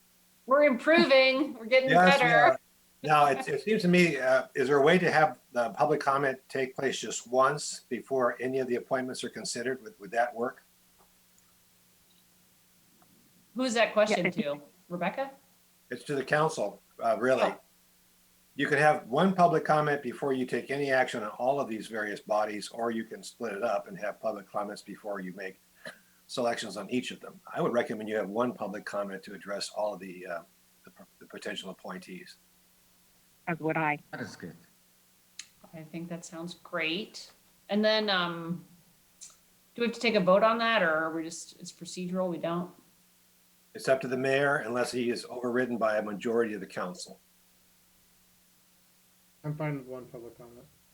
Okay, and then my second question is, I guess I'm a little bit confused about Councilmember Hundley's appointees, because she did not just get, I thought the terms were tied to election terms and that her appointees had the same term as she did so that they would continue to serve. But is the rule that if you resign or are removed that your people also lose their term? I thought that their terms extended through 20. Anyway, what, could you just clarify what that rule is? That is actually a good question. And with this policy, I will share, we are learning as these situations are coming up, what we need to add and what we don't. I did speak with Jeff earlier in the month about that they would continue to, because the way the policy is written, and I'm sorry I don't have it in front of me, but I believe it says that they will continue to until the replacement is named. And I'm paraphrasing that. And that was a big, when that got put into the policy, the reason for that is this exact instance. You don't have a period of time where you have a commission that just stops having a member of their commission. That way they continue to serve until they are the next person is appointed. I think that was a different, maybe got written that way, but I think what we were saying is that if for some reason the appointments which took place in conjunction with the change of terms didn't happen fast enough, that they would be a holdover from term to term, but not in the middle being replaced, not having their term shortened because a city council member resigned. But I do know that we said we would want them to continue on until a new person was replaced, but I don't think we ever said a council member quitting or being kicked off would trigger because I think we have a policy in place that it requires 4 out of 5 people to vote somebody off to shorten their term as a commissioner. That's my recollection. The policy in front of us. I don't have it either. It's probably online, is it not? Let's take we'll take some time while you're cogitating on who to select here. See if we can track it down online. Okay, because I think that's what it is that to shorten their term, it requires a 4/5 vote, or, to remove a commissioner requires a 4/5 vote, and really we would be removing them from the period of their term that they were appointed to. Something like that. Is that like a legal term? Something like that? Yeah. It's actually a legal disclaimer. All right, so I guess those are my questions. I don't know if anyone else has any. Could I ask, Jeff, I'm sorry, but what's the expression? Because if the council member picks this commissioner, it's at the will of the council member, not the council. I mean, they all approve. My recollection of the policy is that the term of office of an appointee is coterminous, is the same as the term of office as the council member who appointed him or her. So that if in fact a council member does resign mid-term, then the term of his or her appointees also terminates at that time. Now, Councilmember Harrington raises an interesting point, because there is a municipal code section that talks about removal, and that requiring a supermajority vote, as I recall, or some affirmative action of the rest of the council. So there's a bit of a tension between the two. But I don't believe that the policy of the council was limited just to situations where the council member, just at the end of the council member's term, for example, not running for re-election and the term ending in that fashion. I think it included resignations, but I don't remember specifically. I actually, the policy, it says, let's see, in short, there will be a separate appointment order for each of the Group B commissions, which shall remain in place until changed by vote of the members of the council. In the event that a single council member resigns, fails to be oh wait, is this it? That's the position that says that the individual coming in will take their spot in the rotation. Sorry, I know we just looked at this, Jeff. Now I'm like, I don't have any recollection at all of, I mean, maybe it got thrown in there as boilerplate, but I don't think we talked about people resigning, but maybe we did. Well, and then like, for example, Jack, if you were picked, you came in, let's say after somebody resigned, I feel that you would compelled and would welcome being able to choose commissioners, you know, that you feel would do a good job. And of course, the council would then either say yes or no. So I guess I think it should go with, you know, the term of the person, even if it involves that short term of a resignation. Because I was thinking it would be more fair if it was the person the voters elected who selected the commissioners as opposed to a person the council selected picking commissioners, but this is it's the other side of the coin. This is the actual place I was looking for. Commissioners serve until replaced, notwithstanding the fact that a commissioner's term of office may have otherwise expired pursuant to the policies adopted herein. That commissioner shall be entitled to attend the meetings of the commission on which he or she serves, participate as a regular member of that commission, vote on all items brought before the commission, and otherwise just discharge the duty and perform the actions of regular member until the person to replace the commissioner has been sworn in and assumes the full duties of regular member of the commission. And it directs you in the policy to section 6A, individual council member appointment, terms of office tied to council member's term of office. Any person appointed to a Group B commission by an individual council member shall have a term of office commencing upon being sworn in and ending when the term of the appointing council member ends. So I guess that could be, when we wrote that as staff, that was with, we had not addressed a resignation as far as that portion. Well, I hear that to say that your term is the same length as the term of the person that selects you. So 4 years in the case of Councilmember Hundley's appointments, and the language about continuing on is in the event that somebody doesn't run for re-election and the person is still in that seat, that they stay on until another person is selected. That's how I hear that. Anyway, it doesn't have to be decided tonight. It can be decided at another time, I guess, right? I hear it the same way that Councilmember Harrington does too, because it says until that person's term ends, and even though Councilmember Hundley's term has not ended technically, right? Her term goes another 2 years. No, her term has ended. She's done. Okay. She has not completed her term. The term of any person who would have been elected in that election is 4 years. So that means every appointee serves at least 4 years. And I don't think that's not the purpose of that rule. But certainly if that's what the council wants to interpret it as, that's fine. I think that was the purpose of the rule, that it would run. We did not discuss the idea of someone resigning. So I don't think we've ever had that discussion, and we could change it if people wanted something different. But I think that pretty plainly says that it goes with the term, which is not how long you choose to serve, but the term of the length of the elected office. But anyway, it doesn't have to be decided tonight, right? Because we're not talking about replacing anybody tonight, right? We're not addressing her appointees tonight, no. Yeah. Well, maybe we can just get more clarity before we deal with that. Let's see, if we construed it that way, would that mean then that the newly appointed council member would not have an opportunity to appoint the people that would normally replace Councilmember Hunley's appointees. So this We have new no- person that you select would not be able to appoint anybody on the commission. they would have no- Right, so Yeah. that the commissioners who were the appointees of Councilmember Hundley would not, you know, obviously the new person could pick whoever they wanted, but they wouldn't have the term that they thought they were gonna have shortened by council, because Councilmember Hundley quit. Yeah. They would get the full term that they thought they were getting. And the two, and also, you know, if you do a direct election and things like that, even if we went to an election versus direct appointment, you have a shortened term as a council member because it's within the term of that seat. So I think it runs with the seat. I agree with that interpretation. I think that's what it's meant. If there's a desire among council to change that, I'm happy to. That's what makes sense to me. I mean, I'm happy if Jeff wants to do more research. And Well, you know, and I actually am comfortable with completing the term.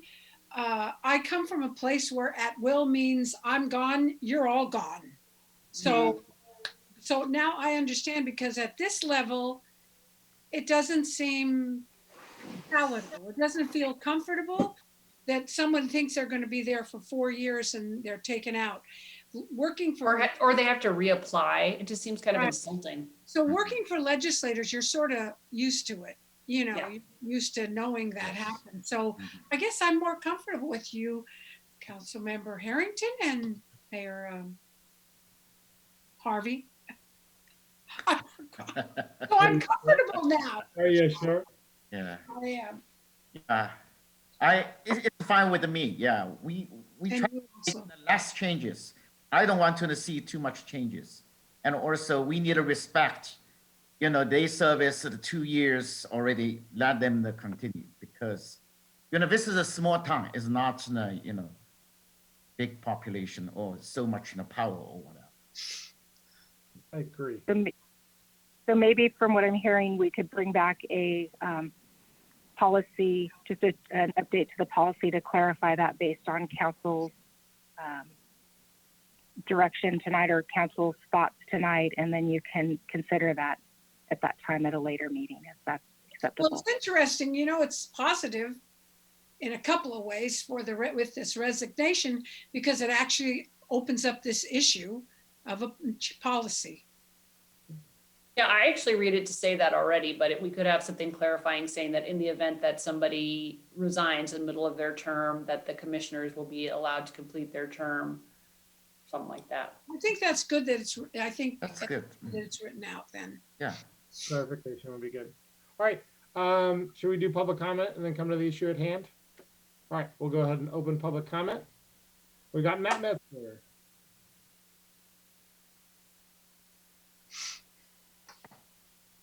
Can you hear me now? We can hear you now, Matt. Hey, I don't know why, but I don't have video. It doesn't let me have video. Anyway, I just wanted to say I was interested in reading the applications, the other applicants. I just wanted to point something out that I found curious that I don't really ever recall seeing when I applied. So I applied for the Community Services and Environment Commission. I don't recall seeing anywhere on the application length of residency. And yet it appears on a lot of the people's applications, but it doesn't appear in other people's applications. So I just wanted to point that out to you. Length of residency, it's unclear in the application process whether we have to state that. Anyway, I've lived in Sonoma for 30 years and raised my children here. I wanted to thank Councilmember Ding for reaching out to me. And I also wanted to thank the City Council for hiring Travis Wagner. We've worked with him on the commission, and he has really provided a lot of excellent professional advice. He's extremely knowledgeable and qualified. He's made our job a lot easier. We're working on a task force looking at funding for bicycle and pedestrian facilities in the city. I'm looking forward to making a report to the city council about that, assuming I get appointed. So thank you very much. Thank you, Matt. Next, we have Terry Shore.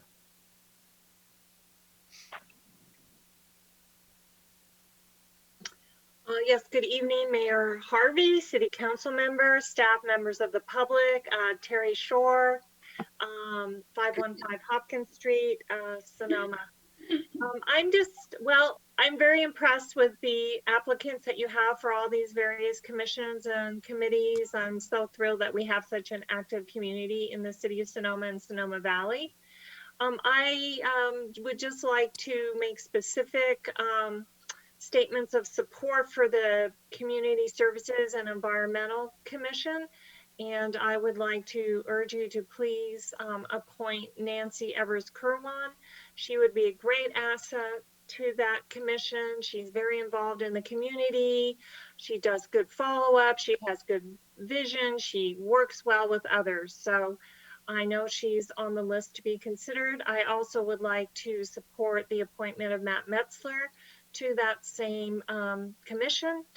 He just spoke up. He's very active and proactive on that commission.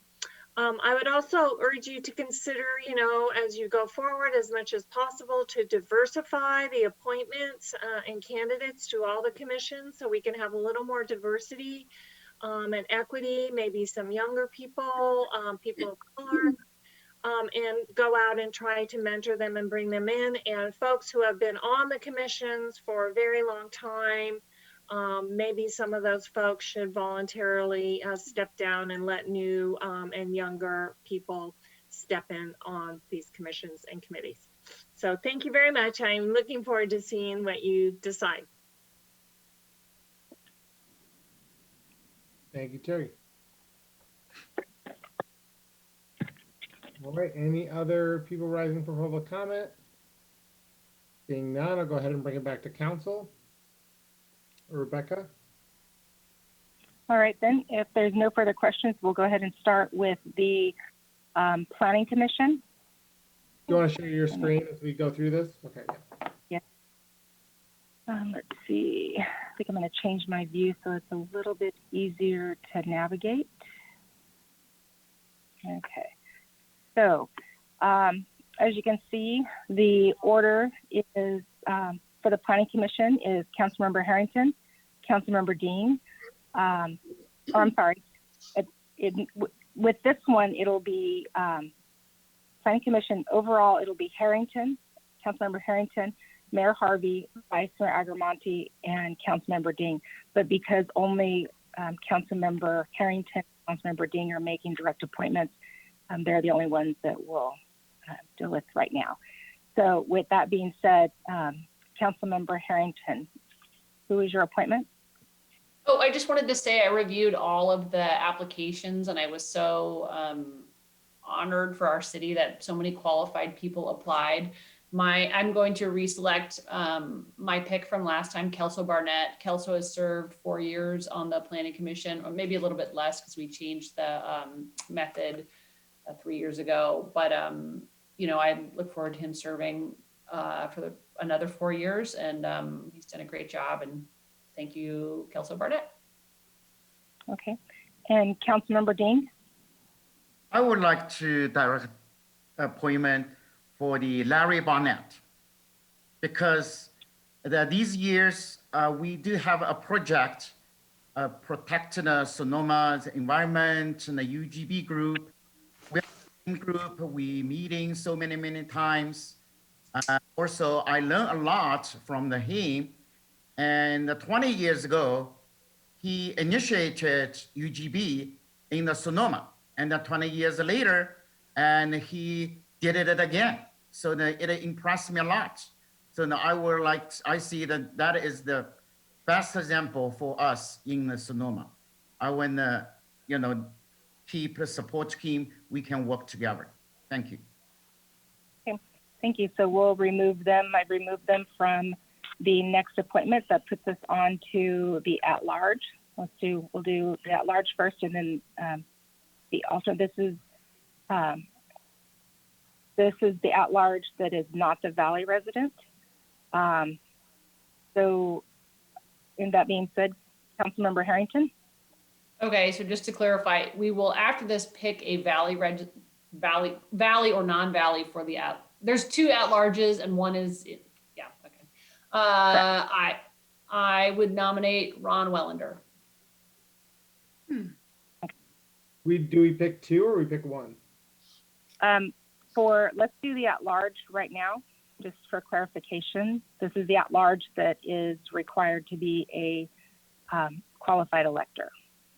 And I guess I'll just say, for anyone who doesn't know Ron, I think we all do, but he's a landscape architect. He's very involved in town. He has been a member of this community for many, many years and served as a really great addition to the Planning Commission. And I think he's super valuable and talented, and also an incredibly nice person. So.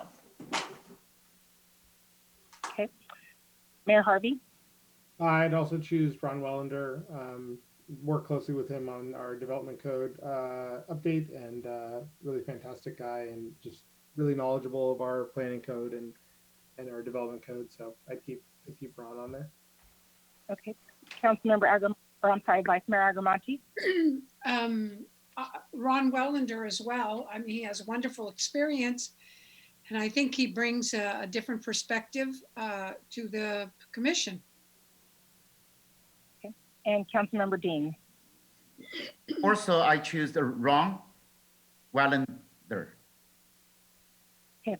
So for the at-large position, Ron Wellender has it. Moving to the alternate, Councilmember Harrington? Can you, okay, I just want to, sorry.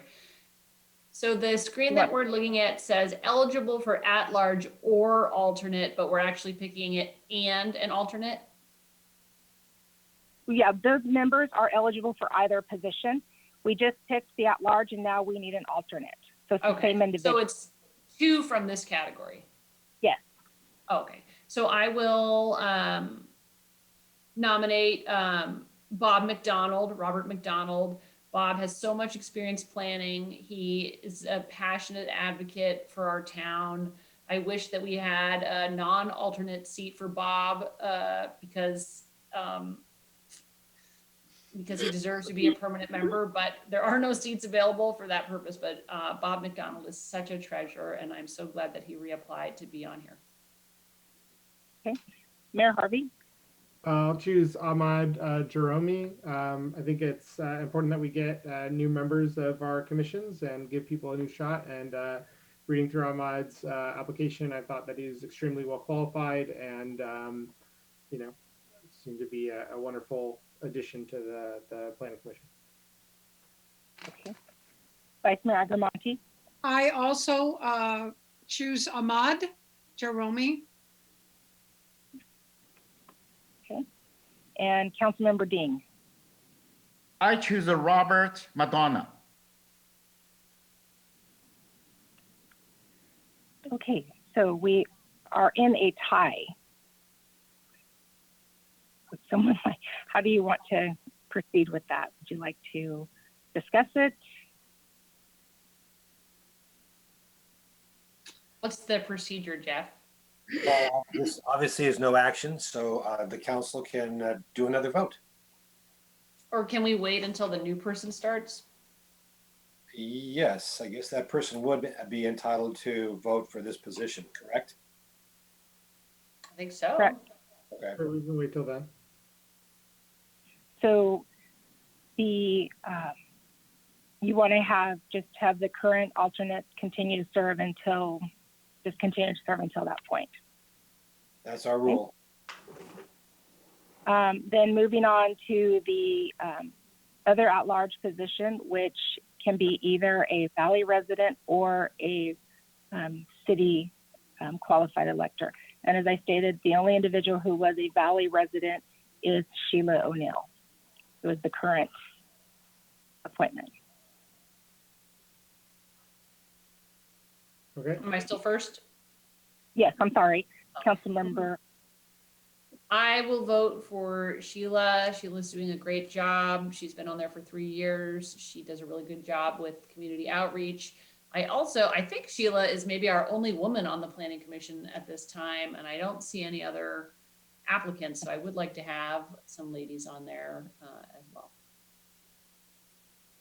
Yeah, I'll also choose Sheila. There's no other options, but I also think that Sheila's doing a fantastic job, and it's great great that we have a woman on there. One of the reasons I voted for Ahmad as well is because it'd be our first person of color, as far as I know, on the planning commission. I think that would be important to do as well. Okay. Yeah. Vice Mayor Agramonte. Sheila O'Neill. All right. And Councilmember Dean. Sheila O'Neill. So that concludes the Planning Commission. I have, just for clarification, I have direct appointment. Councilmember Harrington is Kelso Barnett. Councilmember Dean is Larry Barnett. Ron Willender will serve as the first alternate position, and Sheila O'Neill will remain as the Valley resident. And we are holding the alternate position until a new appointment is made of a council member. So moving on, the next will be the CSEC, and this order is Councilmember Harrington. At first, again, it's and this will be the order all the way through, but it just happens to be our two direct appointees first. It'll be Councilmember Harrington, Councilmember Dean, Mayor Harvey, and then Vice Mayor Agramonte. So with that being said, Mayor or Councilmember Harrington, your direct appointee. Great. All right. Do you have a sheet you're going to put up? It's here. No, I mean, can you put it on our screen? Oh, I'm sorry. I thought I was sharing. Am I not sharing? You're still on the planning commission one. I think you have to stop sharing and reshare. Oh, okay. Well, sorry about that. Let me redo that. I'm like, it looks good to me. Okay. You see that? Yeah, that's it. Mm-hmm. Yes. Okay, I'm gonna select John Donnelly. And he has extensive background in recreation, and I am really thrilled that he applied, and I think he will be a real compliment to the work that Karen Collins is spearheading, and I am happy to appoint him. Thank you. Councilmember Dean, your appointment? Matt Zilla. Okay, so got up here. And Matt. Yeah, he just present in community a lot, and very knowledgeable, and also very, very passionate. And he knows a lot of the local, the environmentalists, and also he also wrote some articles. And also he can demonstrate his leadership. I very much appreciate his continued participation. Thank you. So we will move to the first at-large position, and that the next group are the individuals that are eligible for that at-large position as well as the alternate. But we'll start with the at-large position. Councilmember Harrington. Rebecca, could you delete the ones that are not? Yep. Thanks. Sorry. Too many things. You're doing too many things at once. There you go. One at large and one alternate. Okay. Hang on one sec. I will pick Angelo Sassy. Okay, for your at-large. Mm-hmm. Councilmember Dean. Also, Angela Sassy. All right. Mayor Harvey. Also select Angelo Sassy. Thank you. And Vice Mayor Agramonte. I was Richard Weiss or Weiss. Okay. It looks like Angelo Sassy is the chosen appointee, with three appointments. So going to the alternate, we're going to remove him for a minute. Councilmember Harrington for the alternate position. Richard Weiss. Okay. Let me put an A. Councilmember Dean. That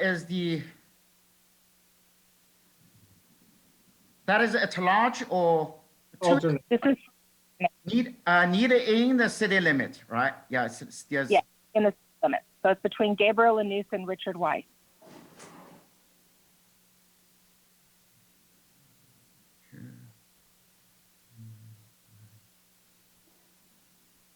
And Richard. Richard Weiss. Okay. Mayor Harvey. Richard Weiss. Great. And Councilmember Agramonte, I'm assuming you would like to keep Richard Weiss? Yes. Okay, great. And Okay. Yes. looking at my notes, I voted backwards from what I had originally intended to vote. Is there a way to, I meant to vote for Mr. Sassy as the alternate and Mr. Weiss as the regular. Is there a way to recall that vote? I believe so. Jeff, is there? Certainly, you could simply say that you'd like to change your vote. Okay, I would like to change my vote, as I just described, with Mr. Sassy as the alternate and Mr. Weiss as the regular. Okay, so. Sorry, I apologize. That's okay. So we're gonna do, let me make sure we're reflecting this correctly. So does that reflect, oh, right here, I'm gonna remove that. So you now have Angela Sassy and Richard Weiss, both 2 for alternate and 2 for at large. They're both tied. Angelo Sassy would be my vote for alternate, and Richard Weiss is my vote for at large. Okay, so we have the same instance where we have the 2 and 2. So you have, or at large, you have Richard Weiss, Councilmember Harrington, and Councilmember Agramonte, and Angelo Sassy with Councilmember Dean and Mayor Harvey. And then you have the exact opposite for the alternate for Richard Weiss.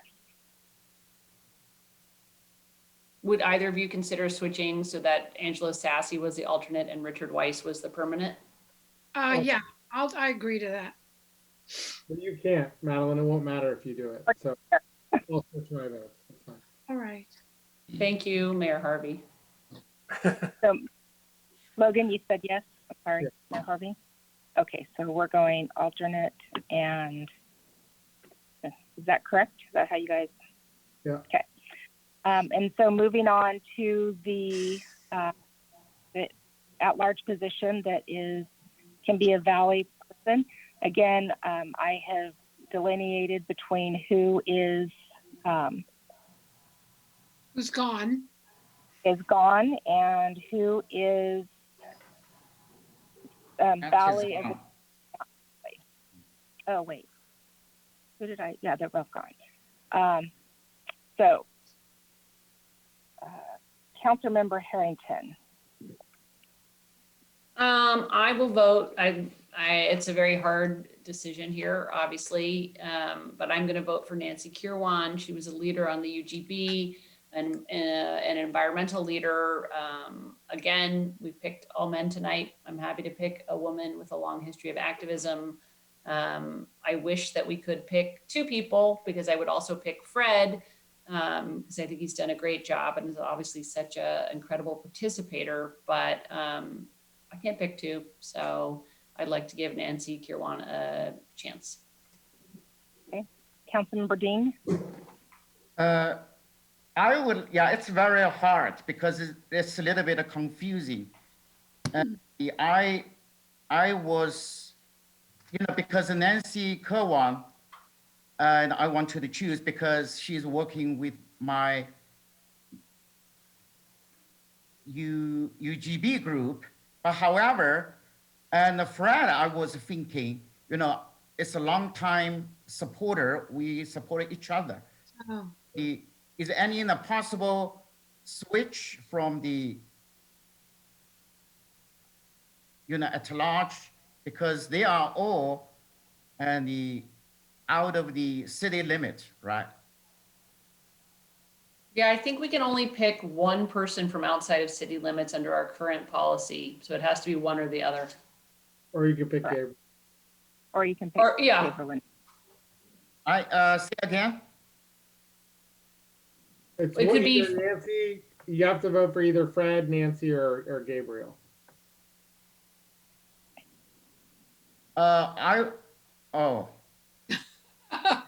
it's hard for me. Yeah. I know, it's so Yeah, hard.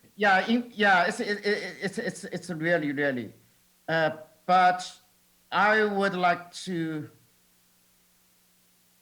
Yeah, it's hard for me. Yeah, so because I was thinking I can choose both, and then Nancy and the Fred. The Can we give him time to think or we have to stay here? yeah, We can pass to you, Ms. Councilman Ragramonte. Would you like to make a decision? Actually, it's Mayor Harvey next. Oh, yeah, that's right. Oh, Sorry. I'll pass to Madeline. Oh, okay. I wish I had known you could pass. All right. I hand this over to the kind gentleman of Sonoma, Mayor Harvey. So Who's one of voting? you all each passed each other now. So I'll take it. I will vote Fred Allenbach. okay. I'll also vote for Fred. It's an extremely difficult decision, but I think Fred's been on the commission for a long time, and he's done a good job there and really led the charge in a lot of different ways. And I think Nancy's a fantastic environmental activist and a wonderful person as well. But I'm going to go with Fred tonight. Okay, then that leaves Councilmember Dean. yeah, okay. That is the. Dun, dun, dun, dun, dun, dun, dun. All right. Yeah, that is the. I believe. No, it's really hard. Yeah, both of us. Okay. This is what you're getting paid those $5 for. I want to, because it's a long time, commitment. I with the Fred, so I choose the Fred. I'm very sorry for the Nancy, and also the Nancy, I, talked with her in a long time, and even a couple days ago I discussed with her, so that she definitely is the. So I'm not sure how we can create one and for her. Yeah. So because I really don't want to see and tie it again and find another job as well. Yeah. Good decision. Okay. So all right. Before we move forward, I have as Councilmember Harrington's direct appointment, it's John Donnelly. As Councilmember Dean, it's Matt Metzler. For the first at-large position, I have Richard Weiss, and the alternate is Angelo Sassi, and Fred Allenbach as the second at-large Valley. Okay, so I'm going to stop sharing. In honor of Sassy, it's Angelo. Angelo. Oh. Just, Hey. So then his kids could be hopping around right now.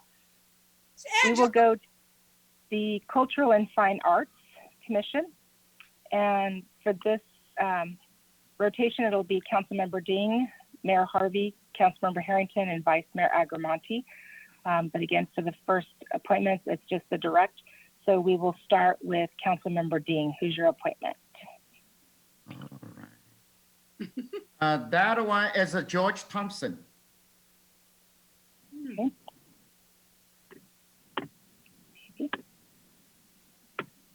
Doesn't want to. George did a lot of their community work. I received many recommendations and supported emails, phone calls, and a text message, even the meeting requests. Okay. Councilmember Harrington, your appointment? Deb Emerson. Okay. Thank you. Now we will move to the at-large and the alternate, starting with the at-large position. Councilmember Dean. At-large, that is the Francine Ward. Let's take her out. Okay, thank you. And Mayor Harvey. Also choose Francine Ward. Okay, thank you. Councilmember Harrington. I will also choose Francie Ward. Okay, and Vice Mayor Agramonte. I also will go with Francie Ward. Okay, Oh, thank really? you so much. That's nice. And the alternate, for the alternate, Councilmember Dean. Okay, that is the alternate. Oh, it's here. There. What was that?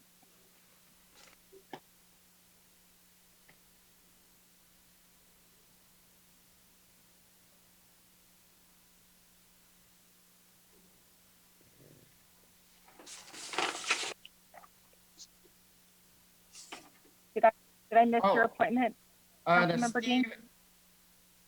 For the, where? In the, under the one at large or an alternative? This is for the alternate, and Francie's okay. already the at-large. Okay. I already choose the Francie Ward, right? We got to Yeah. choose, and then we're going to choose one more at large, correct, Rebecca? I see. Yeah, No. that is really confusing. Isn't And this the alternate? We're choosing Ryan? alternate right now, and then Yeah, next Ryan. the at large. Ryan Smule. For the alternate. Mm-hmm. Okay. Mayor Harvey. Also choose Ryan Smule. Councilmember Harrington. Same. And Vice Mayor Agramonte. Same. Thank you. All right, so moving to the at-large for the Valley, we didn't actually have anyone that was strictly Valley. So let's take these individuals off. So starting with Councilmember Ding for the other at-large position. Constance. Okay. Same for me. Okay, and Councilmember Harrington Same. and Vice Mayor Agramonte. The same. Great, thank you so much. So just to reiterate,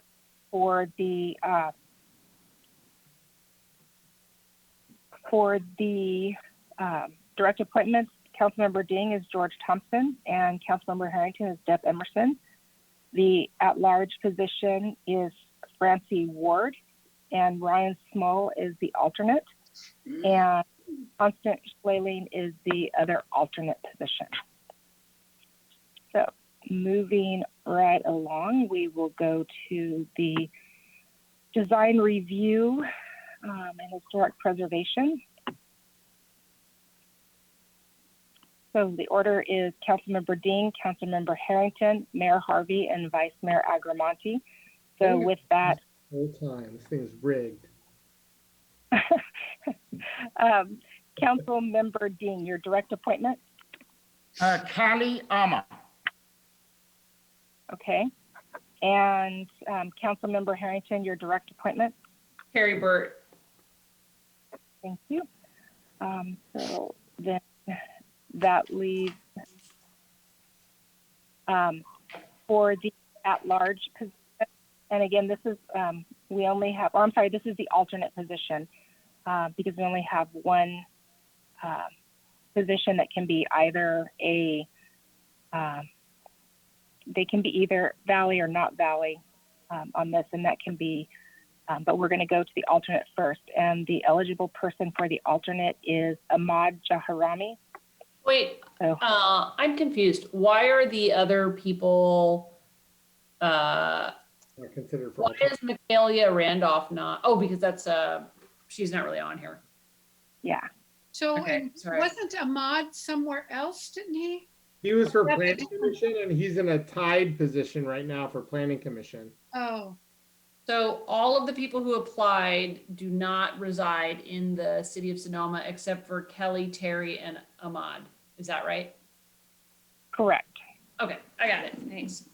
So then wouldn't And- Kelly, Terry, Linda, and Ahmad all be eligible for the alternate? Yes, I'm sorry. Linda Bloom, let me, Linda, it says on the thing that she's not a resident.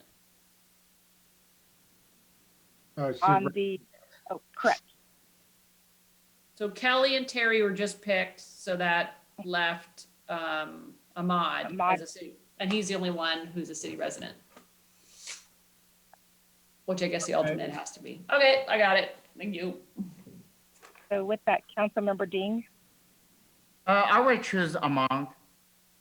Okay. And Councilmember Harrington. So will I. Mayor Harvey. It's a tough decision here. There's a lot of really qualified candidates, and I appreciate everybody who is qualified and is a city resident, but I will also choose Ahmad Joromi. And Ahmad, Vice Mayor Agri. Ahmad as well. So Madeline, do you want to go and change our vote on the rock? Because this is Bob McDonald versus Ahmad and Planning Commission, or do we still want to wait? You know what, I think it would be good to look at someone new. I think someone mentioned that. And I just think, that's how I feel. Yeah. But he can't be on two commissions, can he? No, he's not. So he'd have to decide if he gets chosen for Planning Commission, which one he wants to give up. Well, if you're appointing him right now as the alternate, then he would not be eligible for the Planning Commission any longer. Well, and then I think he's best suited for the Planning Commission. So do you want to leave the alternate and go to the one Valley, and then revisit the Planning Commission and then come back to the alternate? Or do you want to how do you want to handle that? Why don't we finish this? My suggestion is we finish this commission and then decide if we want to go back. And I guess it's up to the mayor, really. Okay. So let's figure it out, the Valley. So Councilmember Dean, you have these individuals. Let's remove these that have already been. Yep. And would you like me, assuming I'll go ahead and move Ahmad from this discussion for this position? Yeah, because he'll get possibly either one, so he's out. That's so bad that why can't an alternate be a Valley resident? Because the alternate has to be able to step into any position. And some of those you have to be which requires a registered voter, qualified elector, I'm sorry. But and that is part you have permission for one Valley resident on the commission, right? And so if they become an alternate, then that just removes the Valley resident from the commission, because it's kind of unfair for Ahmad, because he can't get elected to being on design review now just because he lives in the city of Sonoma. So he can only be an alternate. The code requires that the alternate be a qualified elector. We cannot have the alternate position as a Valley resident. The one at-large position and one, or in this case, a direct appointee of the council could be actually, you guys, I'm sorry, I'm talking myself into, I think the only position that now is available is the alternate. What? I thought we were picking a Valley at-large position. Because, and this is the confusion, again, from that same, that I had talked about at the beginning of the meeting, that the CSC, and even when I did this, after I wrote it, I still put it on here, so I apologize. The traffic safety and the design review only have 5 members. There is no at-large position in the design review. You can have one of your direct appointments as a Valley member. Oh, but the alternate. Wait. So we're done voting now. And if you want, I know my apologies. Again, this is that confusion, and it was confusing when we wrote it. That's why I brought it up at the beginning, and I caught myself in it again. So if you want to revisit this. So there are no additions. So basically there was 2 direct appointments and 1 alternate, and that's it? Correct. I'm sorry. Yes. Oh.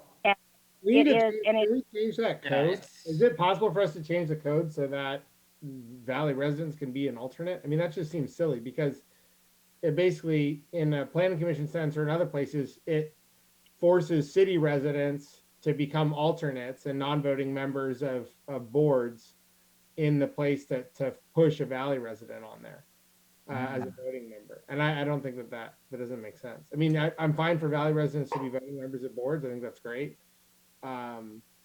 Originally, Mayor Harvey, if I may, prior to the changes of this policy, one of the at-large members, was one that was required to be a Valley resident, if I remember. And the alternate has always had to be a elected, has always had to have been a qualified elector of the city. Because before we went to direct appointments, the makeup of the committee and commissions were set that only one person could be a registered voter or a Valley person. And to make that change, it would require a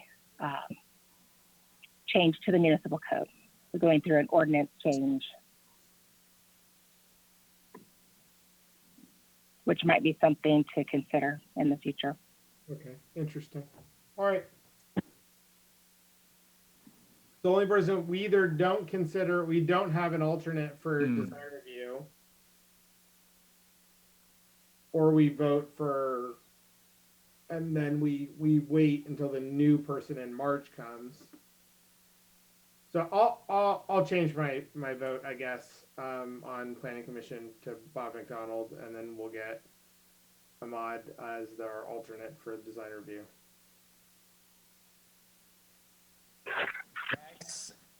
It's very, very confusing. Yeah. Because for me, I do think that we need new blood on planning commission and the rest of it, but I also want these commissions set at this point.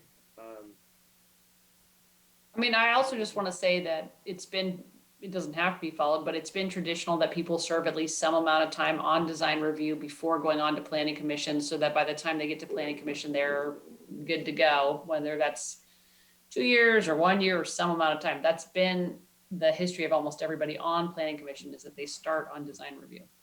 To be fair, considering Ahmad's resume and the amount of experience that he's had in design and development, I don't think that it would be an issue for him to step into planning commission. I don't think he'd have any issue at all. But I understand that. Yeah, I mean, typically people serve on planning commission before they run for council, but here I am. Here's Jack. Me too. Yeah. Me also. I don't know if that is true that they would serve on planning commission first, but I feel like not currently true. That is the service before? I thought you were on something. I was on the CSCC. Yeah, there you go. Yeah. Okay. Do I understand correctly then that Ahmad Jaharami will be the alternate for design review, and then with your vote change, Mayor Harvey, Robert McDonald will be the alternate for planning commission? Sure. Yep. That accurate? Okay. Okay. All right. So just to reiterate, make sure we're following this correctly. Councilmember Ding's direct appointment will be Kelly Amar. Councilmember Harrington's will be Terry Burt, and the alternate will be Ahmad Jaharami. And let's go, I'm going to stop sharing and we will go to the traffic safety. Let's see, and I'm going to make a change quickly that we won't have the Valley eligible. There's only the 2 direct appointments and then the alternate. The order for the traffic safety is Vice Mayor Agramonte, Councilmember Harrington, Mayor Harvey, and Councilmember Ding. But starting with the direct appointments, we'll go Councilmember Harrington. Nancy Parmalee. Okay. And Councilmember Ding. Nancy Parmalee. She's already been accepted. Okay. Councilmember Harrington. So Mark so the Damino. Okay. So because they were the only 2 individuals that applied, we can go back out to, when we open the recruitment, we can go back out for recruitment for the alternate position. That's good. Okay. And with that, that would complete. Can we just ask any of the people who applied for commissions if they'd like to be the alternate on that?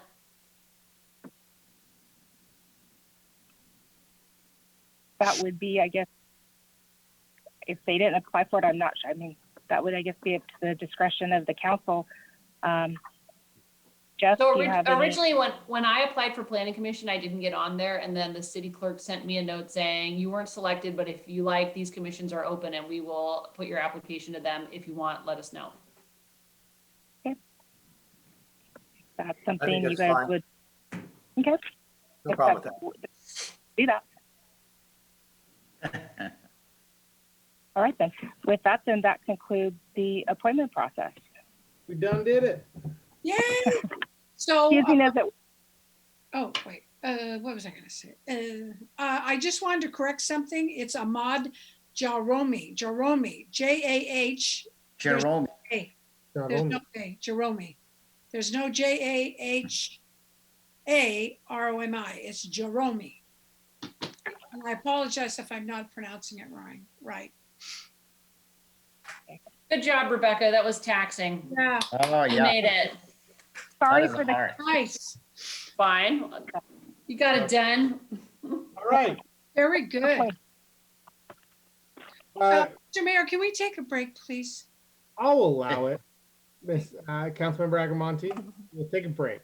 All right, thank you. 5-minute break.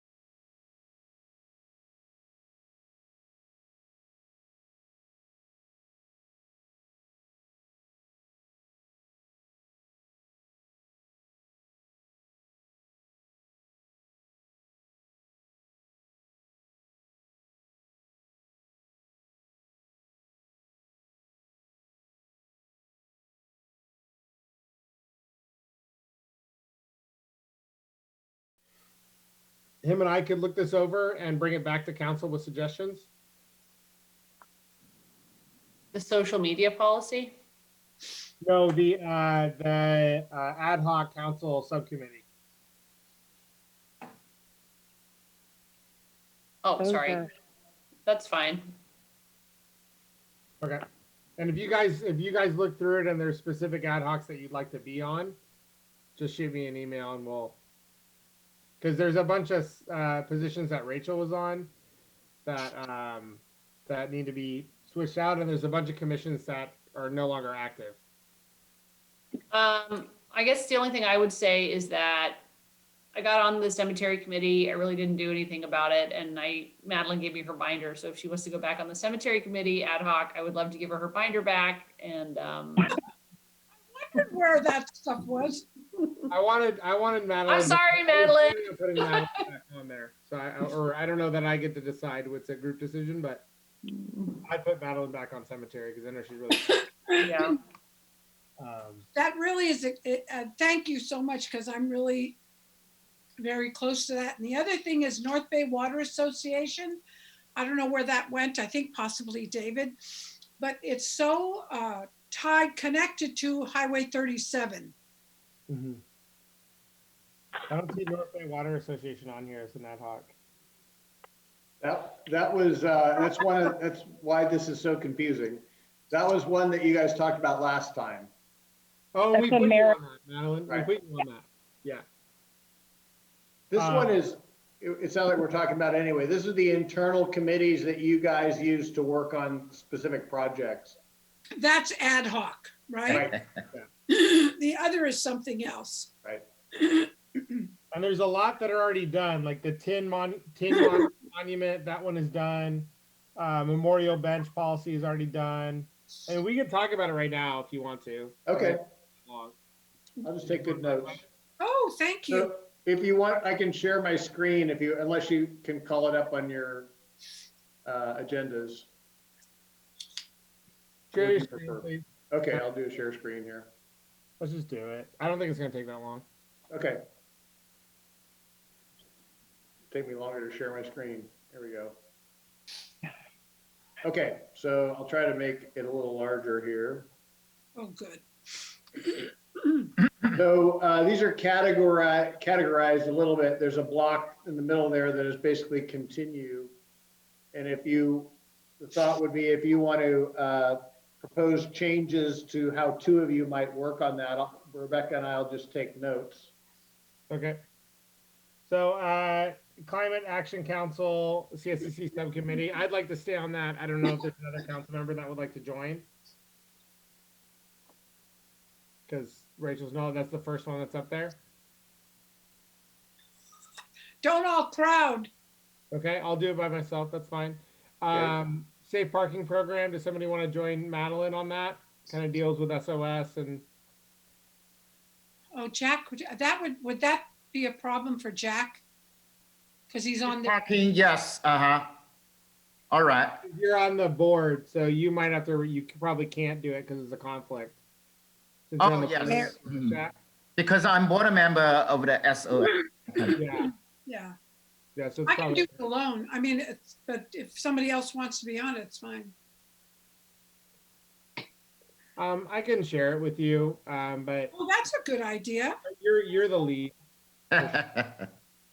Mayor Harvey, if Yeah. I may just briefly, on the Climate Action Council CSC subcommittee, that is a little bit different because that's the standing committee that the council appointed to. It's an ongoing committee. It's not ad hoc.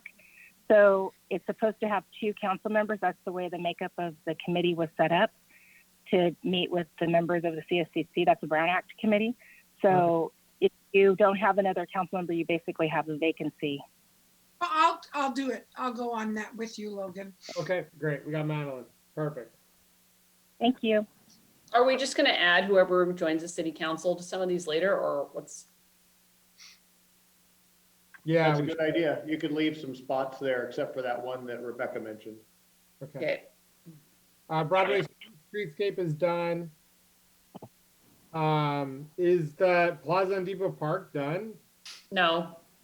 Yeah, I don't think so. I'd like to be on that.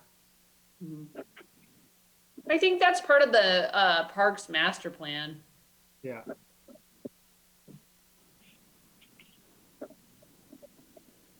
Housing legislation, Amy, do you want to keep that? Sure. Great.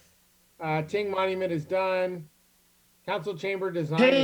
Ting is done. Yes, Ting Yeah, is. yeah. That's done. Council chamber design is done. Actually, we actually have only the first phase of that done. Okay. Well, Madeline and I will stay on that together, I think. Historical Society partnership, that never met. Yeah. So I don't know if we want to continue that. I want to join you. Yeah. Okay. So Jack and I will take it and we'll see if it meets. That one was that we named the Historical Society as the city historian instead of a person, but then they were supposed to come back to us with a plan for how they would do it. And I don't think we ever got that next step of them doing it or making a plan about it. And Yeah, we never did. was that actually the Preservation League or no? I think it was a historical society. Okay. Historical Society. Yeah. So that was like about getting them going as our historian. And trying to develop programs and stuff that they could present, but they never brought anything forward. So good. Let's Jack, please join me, and then let's just follow up. See if we can get anything. Yeah, let's get a follow up. All right, Development Code Revision Committee. It's me and Madeline. I'm trying to keep it. We're still there. Yeah. Business recovery and resilience. We've been working on this through COVID. Does somebody want to take Rachel's spot? Well, if nobody wants it, I will, but if anybody else would like that, that's fine. Or the new person, if you, for you. Oh, yeah. I'd leave it open then. I'm good. Yeah, leave it open. Memorial bench is done. Housing ad hoc. Early housing. Madeline, has that committee met? No, Okay, do you want to just get rid of it? right, I agree. Okay. Eviction mediation ad hoc subcommittee. Has that met? No, and I think what's going with the council actually is to working on that, looking at the. That's something that's under Lisa Jensen's portfolio to work on, and there's some progress on that. If you had an ad hoc committee that just wants to advise her, that could be smart. Okay, so Madeline can keep that. Jack, or does anybody want to join her? Sure. Okay, great. Cemetery assessment and strategy. We're putting Madeline on. Does Amy, do you want to join, or do you want to just have Madeline and potentially the new person?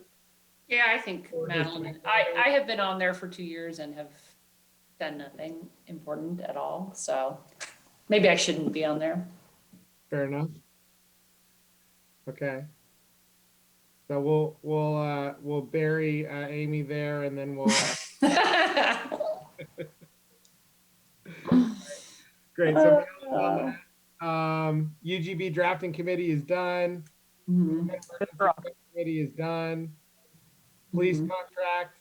I guess we need one. I don't think so. These are all completed. You can skip these if you wanted. Yeah. Okay, all completed. Communication, collaboration, coordination. I'm fine if it's me and Amy to stay. It hasn't really done anything. PSPS resolution, that's done. That's all we got. That's all we got. And there'll be new, I'm sure we'll develop new ad hocs for whatever reason. Okay. Okay. I would like an ad hoc to make a drive-in movie theater at the Veterans Building. So if the mayor could make that happen, that'd be great. Okay. Oh God, that would be Started. fun. Boom. Any other ad hoc ideas? Let's have an ad hoc committee to start new ad hocs. I'd like to be on that. All right, cool. Thank you for that. Item 6.4. That wasn't so bad, David. We got it done. It was not. That's easier. So 6.4, this is Councilmember Ding's item. Yes. Remember that your process is you vote tonight whether you want to bring something back and talk about it in more detail. And the more detail would be to bring back an item, a resolution in support of a statewide single payer system for healthcare. That is right. Yeah. Okay. Jack, do you want to talk a little bit about this? Yes, this is a single pay medical system, as everybody know that is in the long-term work and decades already. That is in the Medicare for all. That is simple. And city is not a decision maker. And however, we just present this kind of gesture. We support because, and Governor Newsom also advocate this kind of thing. Yeah. So it's real in our small town, a lot of the self-employed person and really, really need this. I have my client, just 35 years old and an electrician, wife is the elementary school teacher, is not the full-time, part-time. So the school didn't cover the medical insurance. And then every year he came to my office, got a service, always, I always ask him, you should buy the health insurance. But he said, I cannot afford. It's very, very sad. And also they just save the money and buy health insurance for the 8 years old daughter. Yeah, both of them without. Hardworking and also is an electrician and climbing very tall in the ceilings. It's really, really sad. Yeah. He works 7 days a week. Finally, he cannot afford. So if this kind of the policy will be really realized in the future, definitely we're helping a lot of people. Not only this is just only one, maybe hundreds of thousands in the valley, in the county, everywhere. So that's the reason. And also, this proposal initially from the Mary David. She has been working for this project a long time, advocate. And she is a doctor, retired doctor. And then also work with the Democrat Party and then do a lot of volunteer work. So I want to support her. And also our city should endorse or advocate this kind of the policy. So that's the reason I propose this resolution to our and the council for your consideration and support. Thank you. Jack, are there questions on this item from council? Well, I have questions, but I support moving forward on it. I don't have questions that really are relevant at this time because I have some issues with respect to this. Okay. But I think it's good. I think it would be a good discussion. Great. We'll go ahead and open it up for public comment. Seeing no one rise, we'll go ahead and bring it back to the council. Yeah, I'll absolutely support putting this on the agenda and discussing this. I think, sometimes it is a good thing for elected leaders of cities to signal support for legislation that they aren't going to be voting on. So collecting cities who support things like universal health care would be great. And absolutely agree with Jack. I think it's really important for everybody to have access to healthcare in the United States. I lived in South Korea for 3.5 years and had healthcare there, just as everybody had the same insurance plan. It was very, very easy to be able to get access to medicine. It was extremely cheap and reasonable. I'll give you an example. My wife was visiting there and sprained her ankle, was just on a tourist visa, so it wasn't really covered by the insurance, the national insurance, but she went in for an x-ray. We got seen immediately. And she got an x-ray for $70. That's what we paid for. In the United States, you're looking at $7+100 or $7+100 for just an x-ray here. And so having insurance is something that people really worry about. We've really seen the issues with that with the pandemic. So yeah, I'll save more comments for the future, but I'll be supporting this tonight. Other comments from council? Only just a quick comment on podcast. I was looking for it. There's some really good discussions on Medicare for all. So if I could, I'll share that with people if they wanted to participate. And I would love to hear that. Yeah. I would just, I support having a agenda item on this in the future. I'm happy that Jack brought it forward. Thank you. I think it's great. And I'm wondering, maybe it can't be combined with this, but I would like to discuss the topic of extending health insurance to our commissioners in San Francisco. All the commissioners get health insurance through the city. And that's something I'd like to look at some point also. I think it'd be a worthwhile discussion, but isn't probably covered by this agenda item. But yeah, I don't disagree that would be a good discussion. All right, so we got a motion. Is there a motion? So I put a motion for approve. Second. Okay. Roll call vote, please. Vice Mayor Agramonte, Aye. Councilmember Dean, Aye. Councilmember Harrington, Aye. Mayor Harvey. Yes. Thank you. The motion carries unanimously. Great. And it occurred to our illustrious city manager here that we did not take public comment on item 6.3. So we're going to have to go back and take public comment on item 6.3. So I'll go ahead and open public comment on the ad hoc committee. No.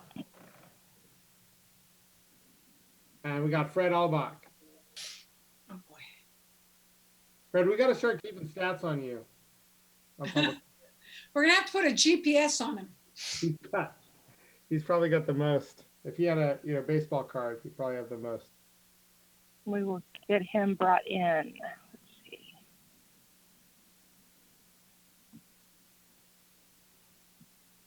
Okay, I wanted to stick around for this particular item because I know that the CSEC schedule had been staggered with the schedule of the Climate Action Joint Committee, and that had been kind of perhaps, we didn't know if with the with David Kiff as interim city manager, whether the schedule of February 11th would hold, since that was Kathy's schedule.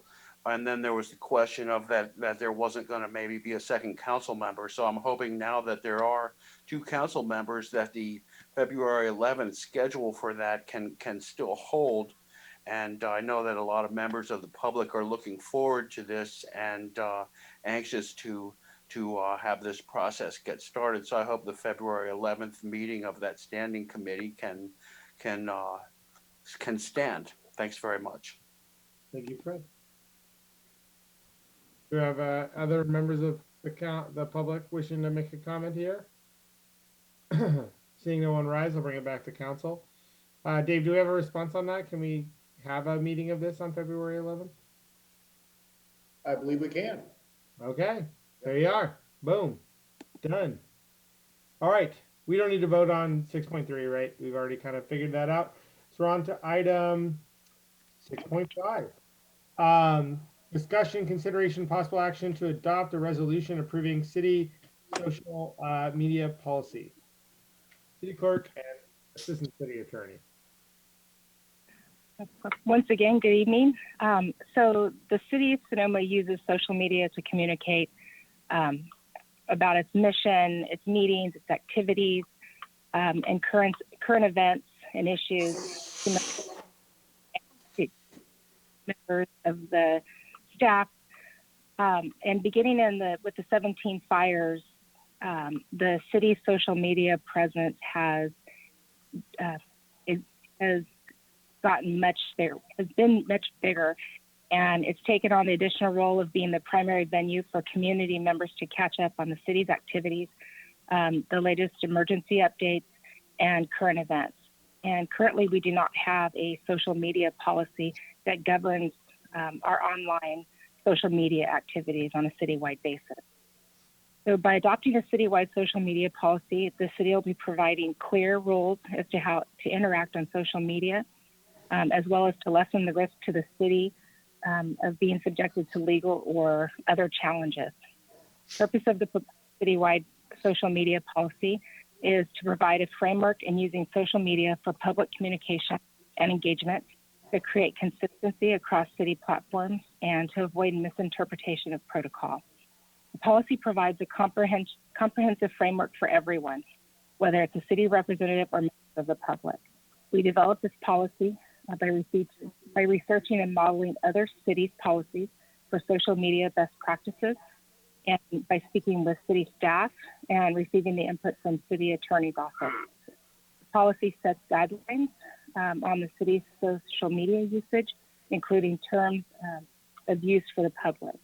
It clarifies that the city's official website remains in the primary online presence, though during times of emergency, the city will use both our city website and social media to communicate emergency information.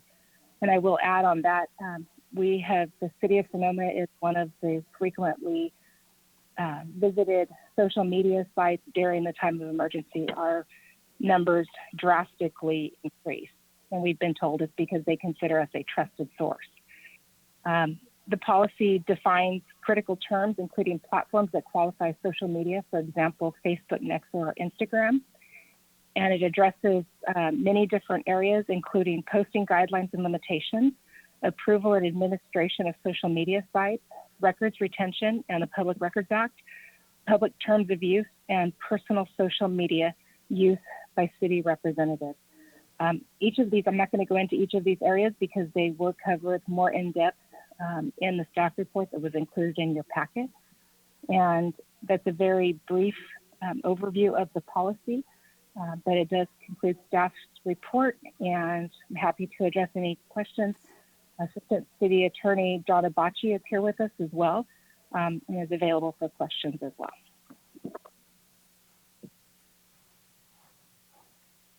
I have some questions. I don't know if anyone else does. Go ahead. Oh, okay. Okay. Oh, I was trying to print it, but hang on one sec. I just want to look at my paper copy real quick. It looks like you're putting your arm into the cabinet, like disappearing into your background to get your paper. Sorry. I guess I'll start at the end. She's a wizard. Okay. So at the end, item X, violations, it says disciplinary action up to and including termination for city staff. Wouldn't that have to be bargained with the union?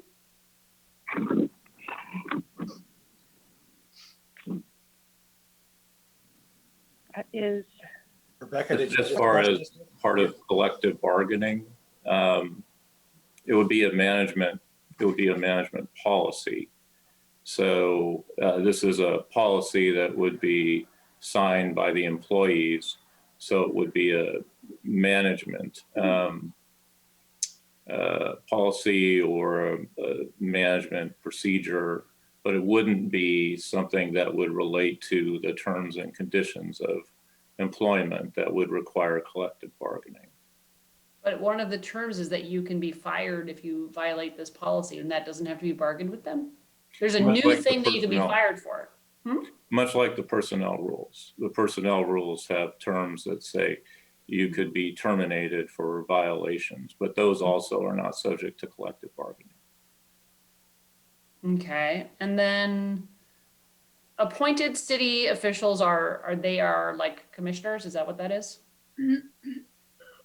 What's an appointed Correct. city official? That's what it is. I believe the definition for city official includes employees, all council members, commissioners, board members. So it has removal from office. So if somebody violates the social media policy, then they can be removed from office? Where'd this policy come from?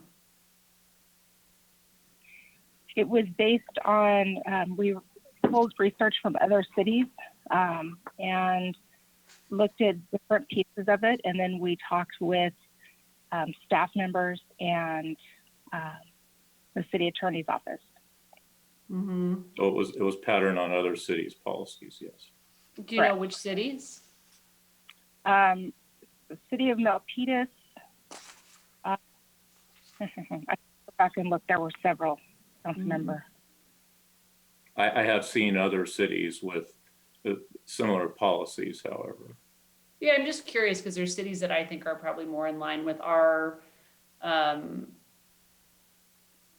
don't know, ethos and others that are not. So can I just understand, does this policy mean that after it's adopted, you cannot, as a city council member, open a new social media account on a platform without express permission from the city? No, it does not say that. Okay. It specifically says that permission or monitoring by the city is not done for individual social media pages. Hold on.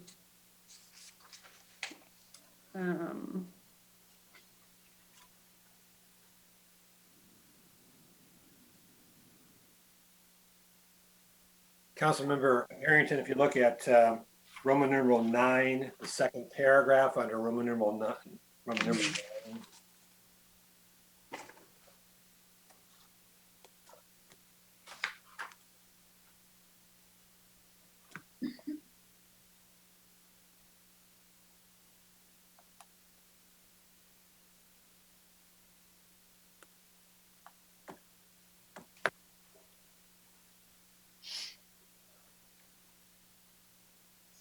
So the only controls on a elected official are that they have to add the tagline to their social media. Where is that? That this is not a city social media site. In the additional restrictions on the next page, specific to city officials, there is that statement that is added to the social media pages. There are some restrictions as well, such as not blocking or deleting any posts if it is a public or a designated public forum.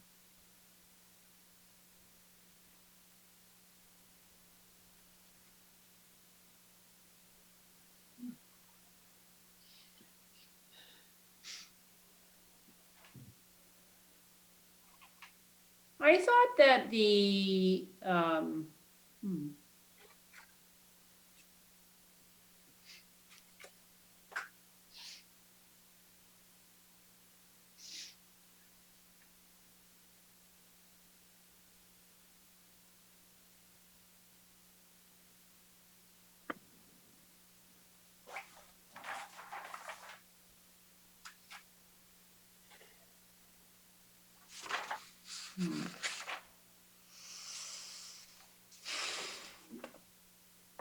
well,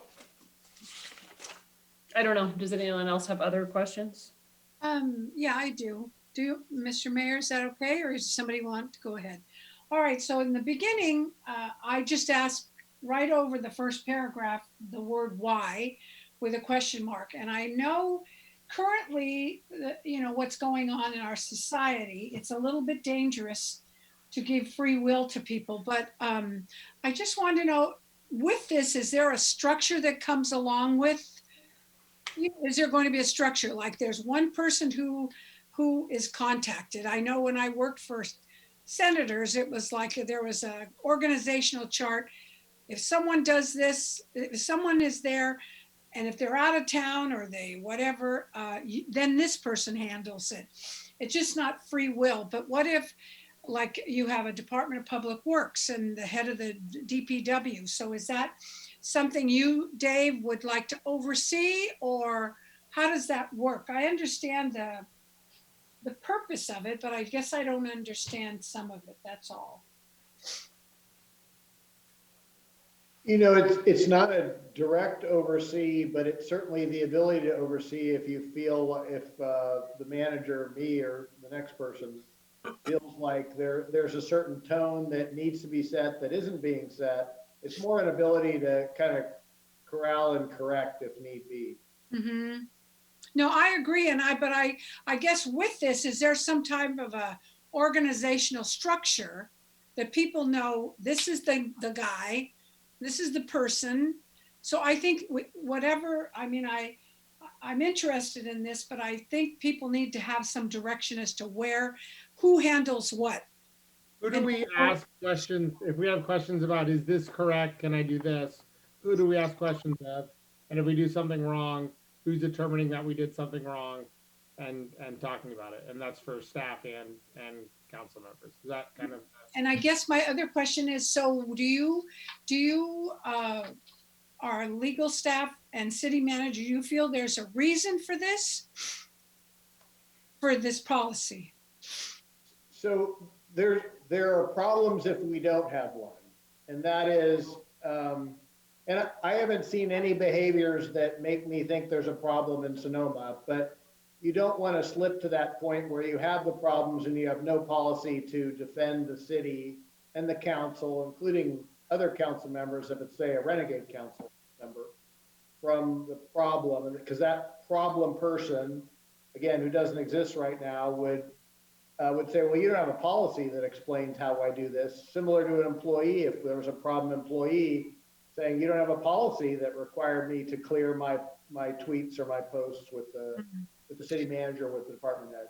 So Dave, is that different from going back to what Amy was talking about?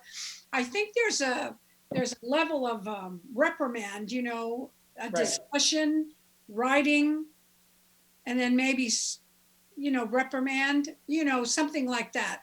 Sure. Is that on that line? As John's pointing out, none of this would go outside of the typical disciplinary process. You know, a verbal reprimand, a written reprimand. However, there's always an exception to that, of course. If someone did something that was absolutely crazy or racist or just something that was beyond the pale and beyond our what we would have a zero tolerance for. Those are the kinds of things that may elevate itself to a more dramatic initial response. So you understand but you do understand some type of a structure you know, available. I know you do have that within your own HR, you know, disciplinary process. Right. But I guess I'm just trying to make sure that if this is something, I don't know. I feel like social media, I don't know. I don't understand. It's like wild, wild west. I don't know what you do with it. But I understand if you're employed by the city of Sonoma, or if you're on the city council, then there is a certain norm that you would like. I guess that's right. Okay. Yeah, it's more, I think of it more bumpers, you know, areas which you wouldn't cross that poorly represent the city. And that's the purpose of a policy like this, is to make sure that posts stay within those boundaries. So at this point, I don't know if I'm supposed to, well, I'll wait. Sorry. I apologize. For item 4, content and posting guidelines and limitations, it says all social media liaisons. Is that defined somewhere? What is that?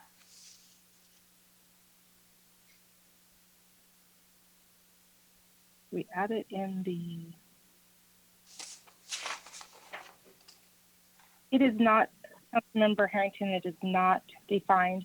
The way the current structure is that the, looking for that. I think that would need to be defined. Could add a definition. I mean, I don't know what that means, but it should be under definition since it's a class of people that have to adhere to these content guidelines, but it's not defined who that class is. Okay. Rebecca, who would that be? What group of people is that covering? Is that staff, city staff, basically? Currently, right now, we have the way the structure is. We have our PIO team, our public information team, and we are responsible for all content that goes on to our social media pages as far as posting. We do monitor them, anything if there's something if there was something racist, we look for those types of things. And when we were looking at this, there was some discussion that there was some discussion about if we wanted to expand to department Facebook pages, that we could have a liaison in each department would help with that content. But that is not, that it has not been established yet. So as it currently is structured, each department head has the power to post on the city's website.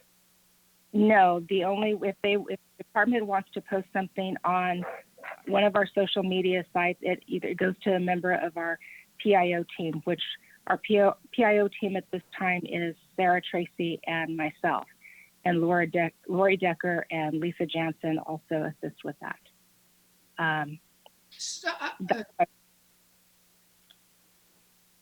They typically would send that to us for posting. So a social media liaison is a department head? No, not at this time.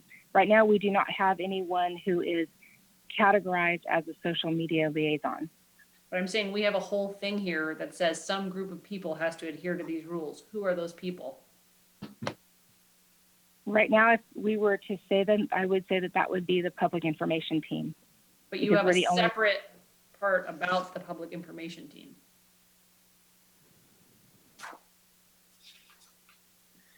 I suppose the intent could be that at this time it would be the public information team. Perhaps that authority would be given to department heads down the line as the policy is implemented. So is the words that are meant here are all persons who have authority to post on the city's website shall adhere to the following? Is that the meaning of the sentence? Yes. Okay, so maybe we should change it to that because that's an undefined term currently. That would be a proposal.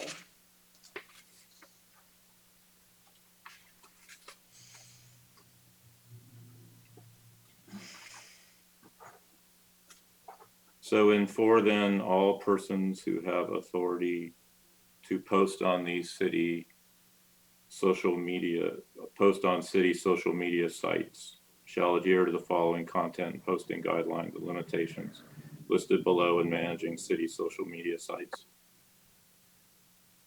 That would be my suggestion, but I'm just one person, so. Anyway, I think we're still on questions. That would be one suggestion I have.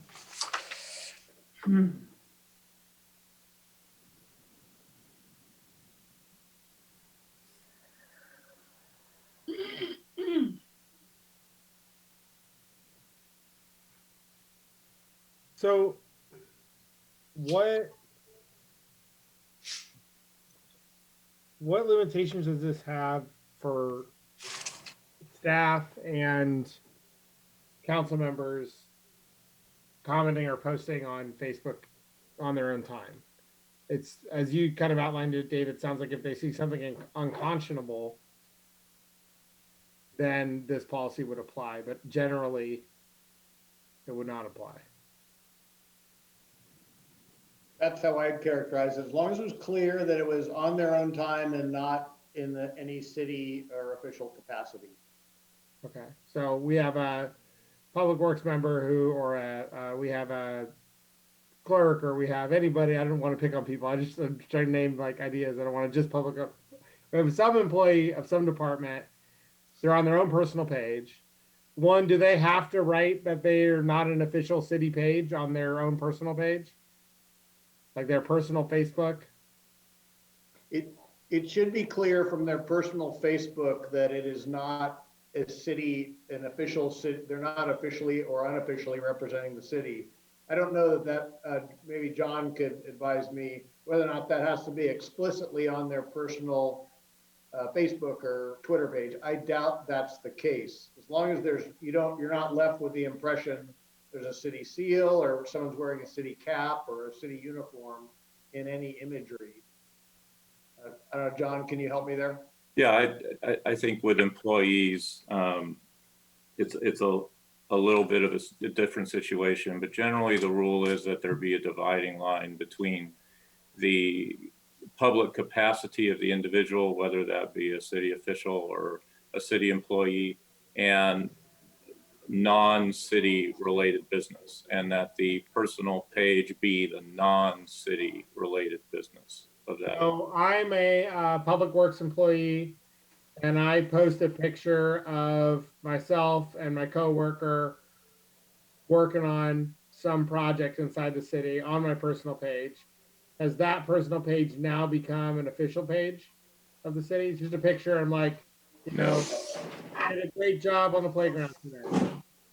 No, you know, the advisement for employees would be not to get into commentary, political commentary about city business, for instance, because of the replies and people who could go on that site if it were an uncontrolled site. But as far as just posting a photo of an individual with another coworker, that would not make it first a city social media site and would not necessarily make it a public forum either. So if our planning director started commenting on Sonoma Index Tribune articles and saying like, hey, you know, this project's really great and that kind of stuff, that would be a problem. And someone, the problem would come in where someone may reply and say, I think this is a terrible project and I think you did a really lousy job. And the planning director then would delete that post or would block that person. That's where the problem would come in. And that's why we would want employees to stay away from city business and to post more of the non-city business on their pages. Okay. What if it's a city business thing that they're not related to? So let's say it's a planning project, but somebody from Public Works comments on it and says, I hate this new project. It's going to cause tons of traffic. And they're a Public Works employee. But it's on the Sonoma Index Tribune page. If it's on a personal social media page. No, and it's like they're a person commenting on an article and they're a resident in Sonoma, but they happen to work for the city and they have an opinion about a project that's before the city. Could they comment on that? They would have a right to comment on that. Okay. It would be on a separate third-party social media page. They would have a right to comment on that if that's what they so chose. Comment about that article. So the problem becomes if I'm I just keep using Public Works. If I'm a Public Works employee and I have Logan Harvey, director of the water district, or water supervisor, and that's a page that I operate, and I start talking about city business there, that's the problem.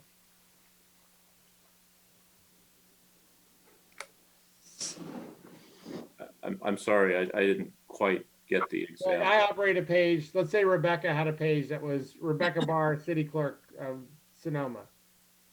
That would be not advised, and that would be a problem if she started posting that kind of stuff. We would hope that Rebecca, as an employee of the city, would not place the page as being an official page of the city clerk. What the policy says is that there's only one city social media page. That's the official city social media page. However, whatever comments or posts or replies are made on that page, the city's not going to monitor that. The city's not going to control that. But the problem comes in if somebody who is posting on city business stops others, essentially, from giving their opinions on city business as well. And then how does this apply to council members as far as deleting people or deleting posts? I operate two pages. I have a mayor page, and then I also have a personal page. Am I allowed to delete things off of my personal page, but not on my mayor page? Is that how that works? Certainly off of your personal page, if you can, yes. If your mayor page is not open to public access, if there are only certain users that can be on your mayor page, then you may be able to delete posts as well. But if it's a page that is open to the public, and you are posting items that are on city related business, and you receive replies that because of their viewpoint, you don't agree with them, that doesn't mean that you can then remove them or block them Okay. from Then future use. on my personal non-mayor page, sometimes I post about city business. Does that mean I have to accept all friend requests and allow everybody in? It's really a devil in the details, unfortunately. So it's best to keep as much separation as possible. So, Mr. Mayor, could I ask a question? It's, and I guess through you, I'd like to ask Dave, it seems like we're just sort of like maybe not basically, somewhat uncomfortable. I trust what John Bocci has done for us because I know he's done such a good job for us before. But so, it doesn't feel like we're not ready for this. I don't know what that means. So maybe you can help us with that, Dave.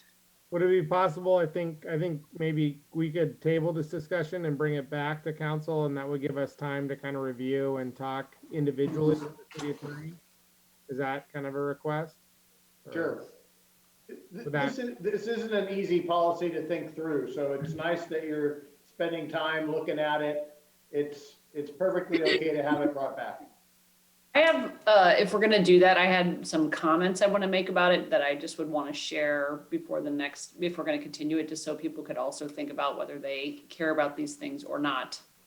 They're short, they're not questions. Anyway, I didn't say them yet because it's not about the whole policy, it's about specific items. So I think it's a great idea that maybe we can just come at it again. I don't think I disagree with it. It's just that there's so many moving parts. Do we still have to take public comment if we're going to continue it, or? If you're going to continue, you can take public comment on whether it should be continued or not. Okay. Well, I had, just for the record, before we do anything, I had questions, I guess I'll say, under the public terms of use, item 7, items 1 through 11. I think some of these are really problematic, and I think anything that you can do in a public sphere, you should be able to do online. And so someone could come and use profanity as a form of protest, and I think they should be allowed to do it online. I don't think, like, for example, number 11, repetitive posts by the same user or multiple users, I think that should be allowed. In terms of bullying people online, you could get bullied at a protest, and limiting people's right to participate in ways that are not polite, I don't think is a good idea. And there is a huge dialogue, which I am deeply interested in the restriction of the right to free speech on social media platforms. And a number of these items, I would just say for everyone to look at number 7, items 1 through 11, and ask yourself, what are you allowed to do at a public protest? And if this is a quasi-public space now, why are we saying that you cannot do it here? And if somebody wanted to make offensive comments to us, they would have the right to do that. And I think they should have the right to do that online as well. But a lot of these are problematic. And also the punishments, which include for posting things that other people don't like, for making speech that other people don't like, that you could be removed from office, is deeply troubling. And I am glad we're continuing it so that we can have a deeper thought about it. These are significant issues of our time about what is allowed to be said and who gets to decide what is polite enough to enter in the public discourse. So I'm happy to continue it and have that robust discussion at an earlier hour. Great. Let's go ahead and open it up for, unless there's comments from Councilmember Ding or Councilmember Agramonte, I'd like to open it up for public comment on continuing the item. That means the discussion is going to be limited just to continuing the item, Mr. Mayor. Oh, okay. So is it, I would You mean the public comment is limited, right? Yes, but then if you close public comment and then have a subsequent discussion on the merits of this proposal, that's not in keeping with what you've asked the public to talk about. Yeah, but Jack right now, Councilmember Ding could make comments about this generally right now, right? Yeah, lots of the thing, you Well, know, let's just open to public. lots of the comments. Yeah, All right, let's just, basically. if you're not going to continue it, or if other council members want to talk about it, let's just open a public comment, bring it back. Council can then talk about it as much as they want, then a motion to continue would be in order. Oh, okay, so we'll go ahead and open public comment. Seeing no one rise, we'll go ahead and bring it back to the council. Councilmember Ding? I don't have a lot of the comments because this kind of issue always in controversy. I think sometimes you just use your common sense, use your goodwill, you use your good sense to make the adjustment. If you really want to say, oh, this is right, maybe you can find 100 reasons that is proof that is right, but not necessary. Especially for the city council member, I think we should treat ourselves with a little bit of a higher standard and also try to avoid those kind of controversy. Just do what you can, you think, common sense to tell you, intuition to tell you that is right, believe yourself, that is right. Try to make things easy and simple. Because so much stuff in controversy, let us, maybe cannot talk or, the reduce efficiency as well. Okay, other comments from council? Are we planning on continuing it or are we voting on it? Voting on it. Continuing, I think, is that right? Be helpful. I'm sorry. Did you say continue it, Jeff? Yes, if there's a desire on some council members' part to continue it, let's tee that issue up right now. And a motion to continue with a second would raise that issue to the forefront of the present time. Okay, well, I'll just wait, as we move along. I don't need to comment.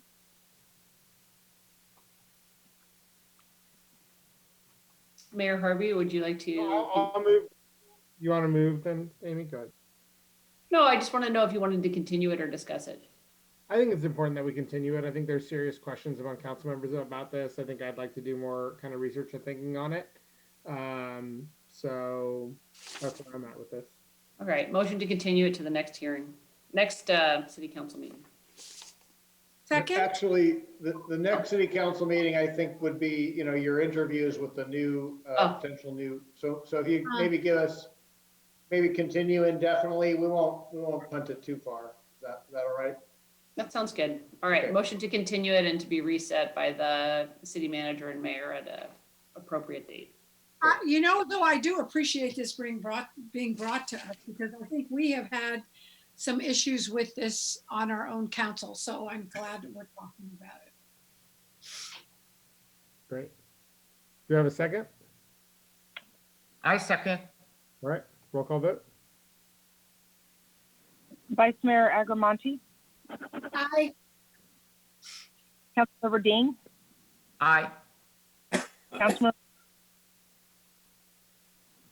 I can't hear you, but maybe you said me. Aye. Mayor Harvey. Yes.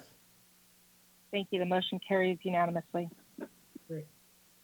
So we are done with the regular meeting and on to council member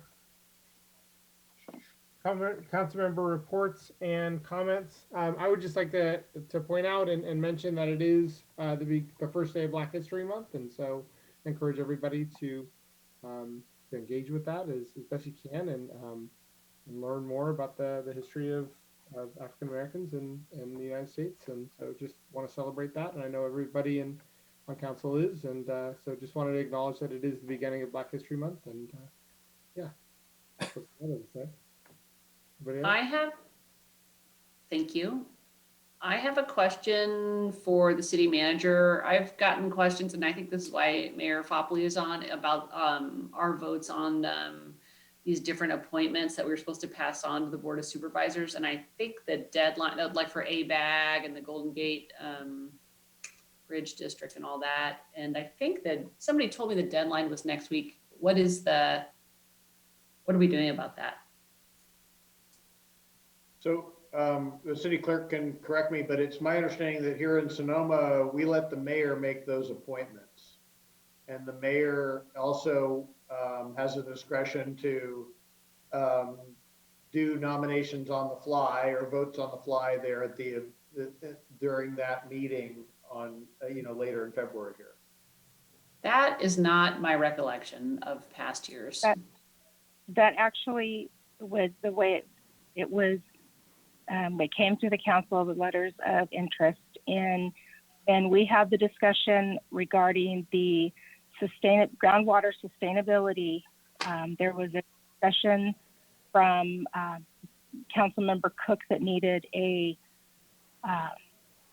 answer or discussion from the council, and at that point, the council made a decision that the appointments to the different commissions or different regional appointments could make that decision unless there was something that was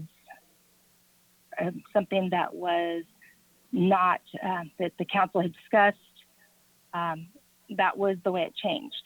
I know what you're talking about, but that's actually a different issue. And so what we said was that if you were an appointee on a board, like I'm on Sonoma Clean Power, and they wanted you to vote on something that would affect the entire council, that if you did not have time to vote on, to bring that back to the council to approve it, that you would have independent authority yourself as an appointed member from the city of Sonoma to do that. But we never agreed that we would not vote on these commissions. And that is something we have always done. And every other city in the entire county of Sonoma also is voting and sending their votes along to the Board of Supervisors, et cetera. So this isn't, I know what you're saying, but that was about how you might act as an appointed person on a board, not about how we as a body would select our picks for countywide, sometimes inter-county agencies. So I forget, this is Madeline. So who's designated to state who the city supports? Is that the mayor? Yes. The mayor states who they support, but the question is how are they chosen? Right, so all these people that have been contacting each of us asking for our votes assume, which has always been correct, that the entire council votes on who the council recommends. Perhaps the mayor communicates that. Sometimes the mayor doesn't communicate it. The city clerk communicates it to the Board of Supervisors that there's been a vote of the city council, and here is who we recommend. We're supposed to recommend like up to 3 people for different things. And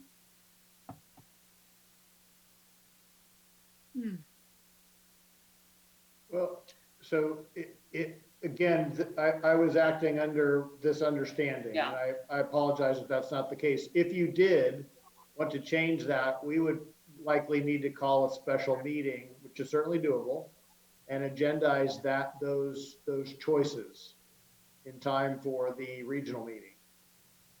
I think we should do that. I think we should do that. And I apologize. I just, I guess I thought it would be on this agenda and I wasn't sure of the timing. And then I've been getting a bunch of calls right during this meeting saying, why aren't you guys voting on this? And I was going on what we did the last year and in with the previous city manager. So my apologies as well. So let's remind ourselves, when is the regional meeting that these votes would be taken by Mayor Harvey, but with the approval of the council? Let me look. I believe it's the 11th. Next Thursday. So the 11th. So Mr. City Attorney, we called a special meeting for later this week. We have 24 hours notice, but nice to give a little bit more. Like on Thursday, we could have a Thursday meeting with an agenda that summarized all the applications, and that would give Mayor Harvey enough time, the council enough time to vote a week from then. I'd like that. Does that sound reasonable? If it's possible. Are folks available on, let's say, on Thursday afternoon, 5-ish? Just spitballing here. I'm sure everyone travels well out of state. That's fine for me. Thursday is the 4th? A little tough for me. Okay, I'm sorry, is that the 4th you're talking about? What is that? It's the 4th. so far we're talking about the 4th, but we Okay, can I'm pick fine. another What day. about Tuesday the 9th? Could we do Tuesday the 9th? Is Certainly. that That would work much better for me. an earlier time? I Whether- can't do anything after 5:30 on any Tuesday. I'm okay. Yeah. So, I could do 4:30 to 5:30. Okay, we'll try for that. Tuesday, February 9th, 4:30 to 5:30, a Zoom meeting, one agenda item. It's the regional board appointments. great. Rebecca or Jeff, any questions or concerns about that? Well, on the 9th, there's a finance meeting. Yes. We can Oh. move that up a little bit, I think. Oh, wait a minute. I do have a meeting with Sue for the audit meeting, and the Agrimonte and me and Sue, we have the meeting, right? Council member, we'll move that up a tiny bit. Yeah, I just need to check with the auditor, but I think that's doable. We started it at 3:30, so what Yeah. time were you planning on meeting? 4:30? 4:30. Yeah, so maybe we could start it at 3. I think that'll be fine. Is that enough time, you think? Yeah, I'm okay. Yeah, if you. Is that okay, Madeline? Yes. Okay.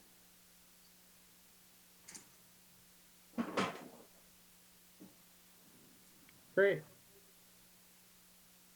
Thank you. Oh, and could I ask, as long as we're asking questions, Rebecca, Form 700, when is that due? It is due the 1st of April, 1st or 2nd of Thank you. a I thought you were going to say January 26th or something. No, you'll be getting from something called NetFile. It'll give you the opportunity to file electronically. Okay, thank you. Thank you. All right. Cool. Cool. Are we set? City manager comments, you already did those. Any other council member reports or comments? Now, I do have a quick comment. I'd like to thank Dave so much for signing up so many people for vaccinations. You know, I'm guilty because I sent out probably between 70 and 80 emails about the signing up, and I guess somebody was telling me, so-and-so said, thank you, tell Matt that I said thank you. So Dave, thank you so much. It didn't look too difficult, but still it took up a lot of your precious time to do. I think you said you signed up about 20 people. Vintage House did 50, I did 18. It was a very fulfilling experience to talk to people who really wanted to get their appointment. Oh, right. There's I some think- special people, I think, that really, really wanted this. So I appreciate, you know, you stepped beyond your wheelhouse. So I appreciate that.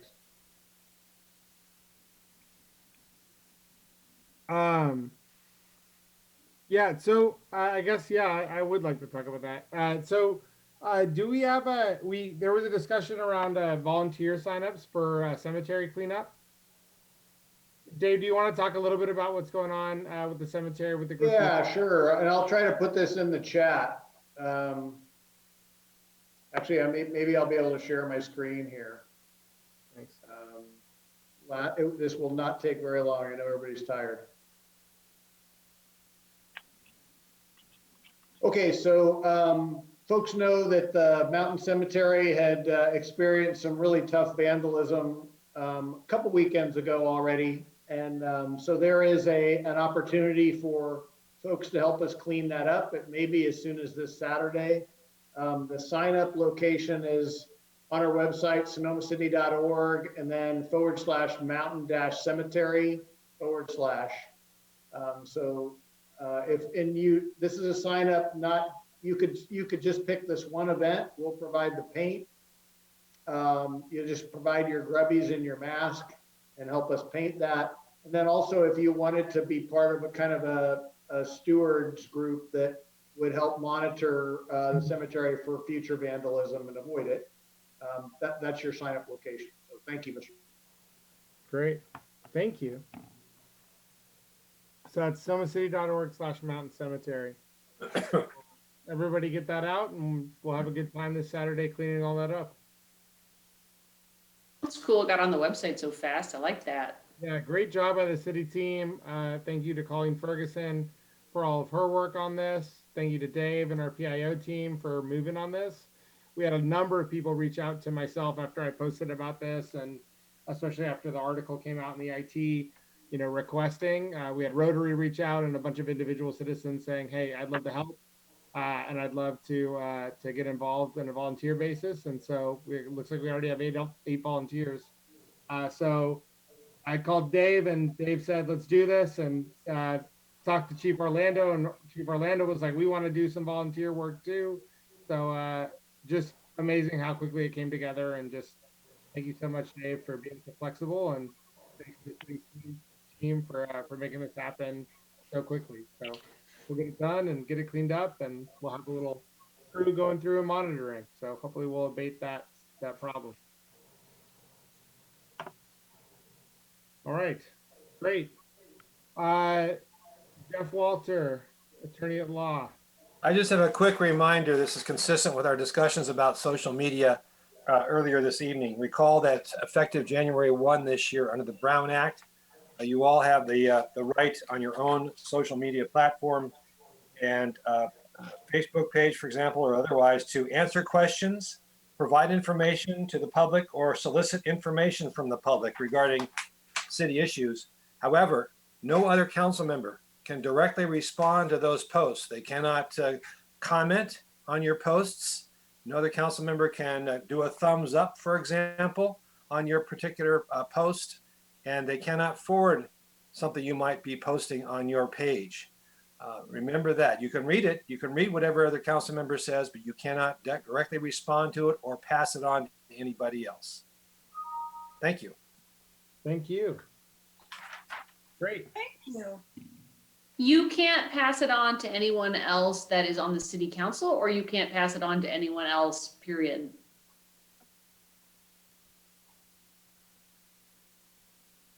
You can't, like, if I post something about wildfires, can Amy share it? I'm not saying that. I'm saying you post something about wildfires and I screenshot it, or I say, "Hey, check out Logan's post to one of our joint constituents." Can I do that? Hold on, let me see. It's not specifically addressed in the statute, but I think there are a couple of other lawyers who've analyzed the bill and recommend against that. No gossiping? Can a council member retweet or share another council member's post without comment? Probably not. Typically, sharing or retweeting shows support for the prior post, and this may be seen as a direct communication that is prohibited by the new law. Like cereal or something. What if you put a caption in front of it that says, "Look at this idiot," and then you share it? Whether you say On the he's an idiot, workaround. whether you say this person's an idiot or a genius, I suspect there's a problem. You're gonna have to stop sharing my posts, Amy, if you can't write that. Making it tough. You saw how upset I was about the social media policy. There's got to be swearing. Oh, God. Oh, very good. Headache. Oh my God, does that mean the party's over? The party is over, Madeline. Fun meeting. Yeah, thank you. Thank you, everybody. Thanks, Jeff. Bye. Bye. Everybody. Thank you. Bye.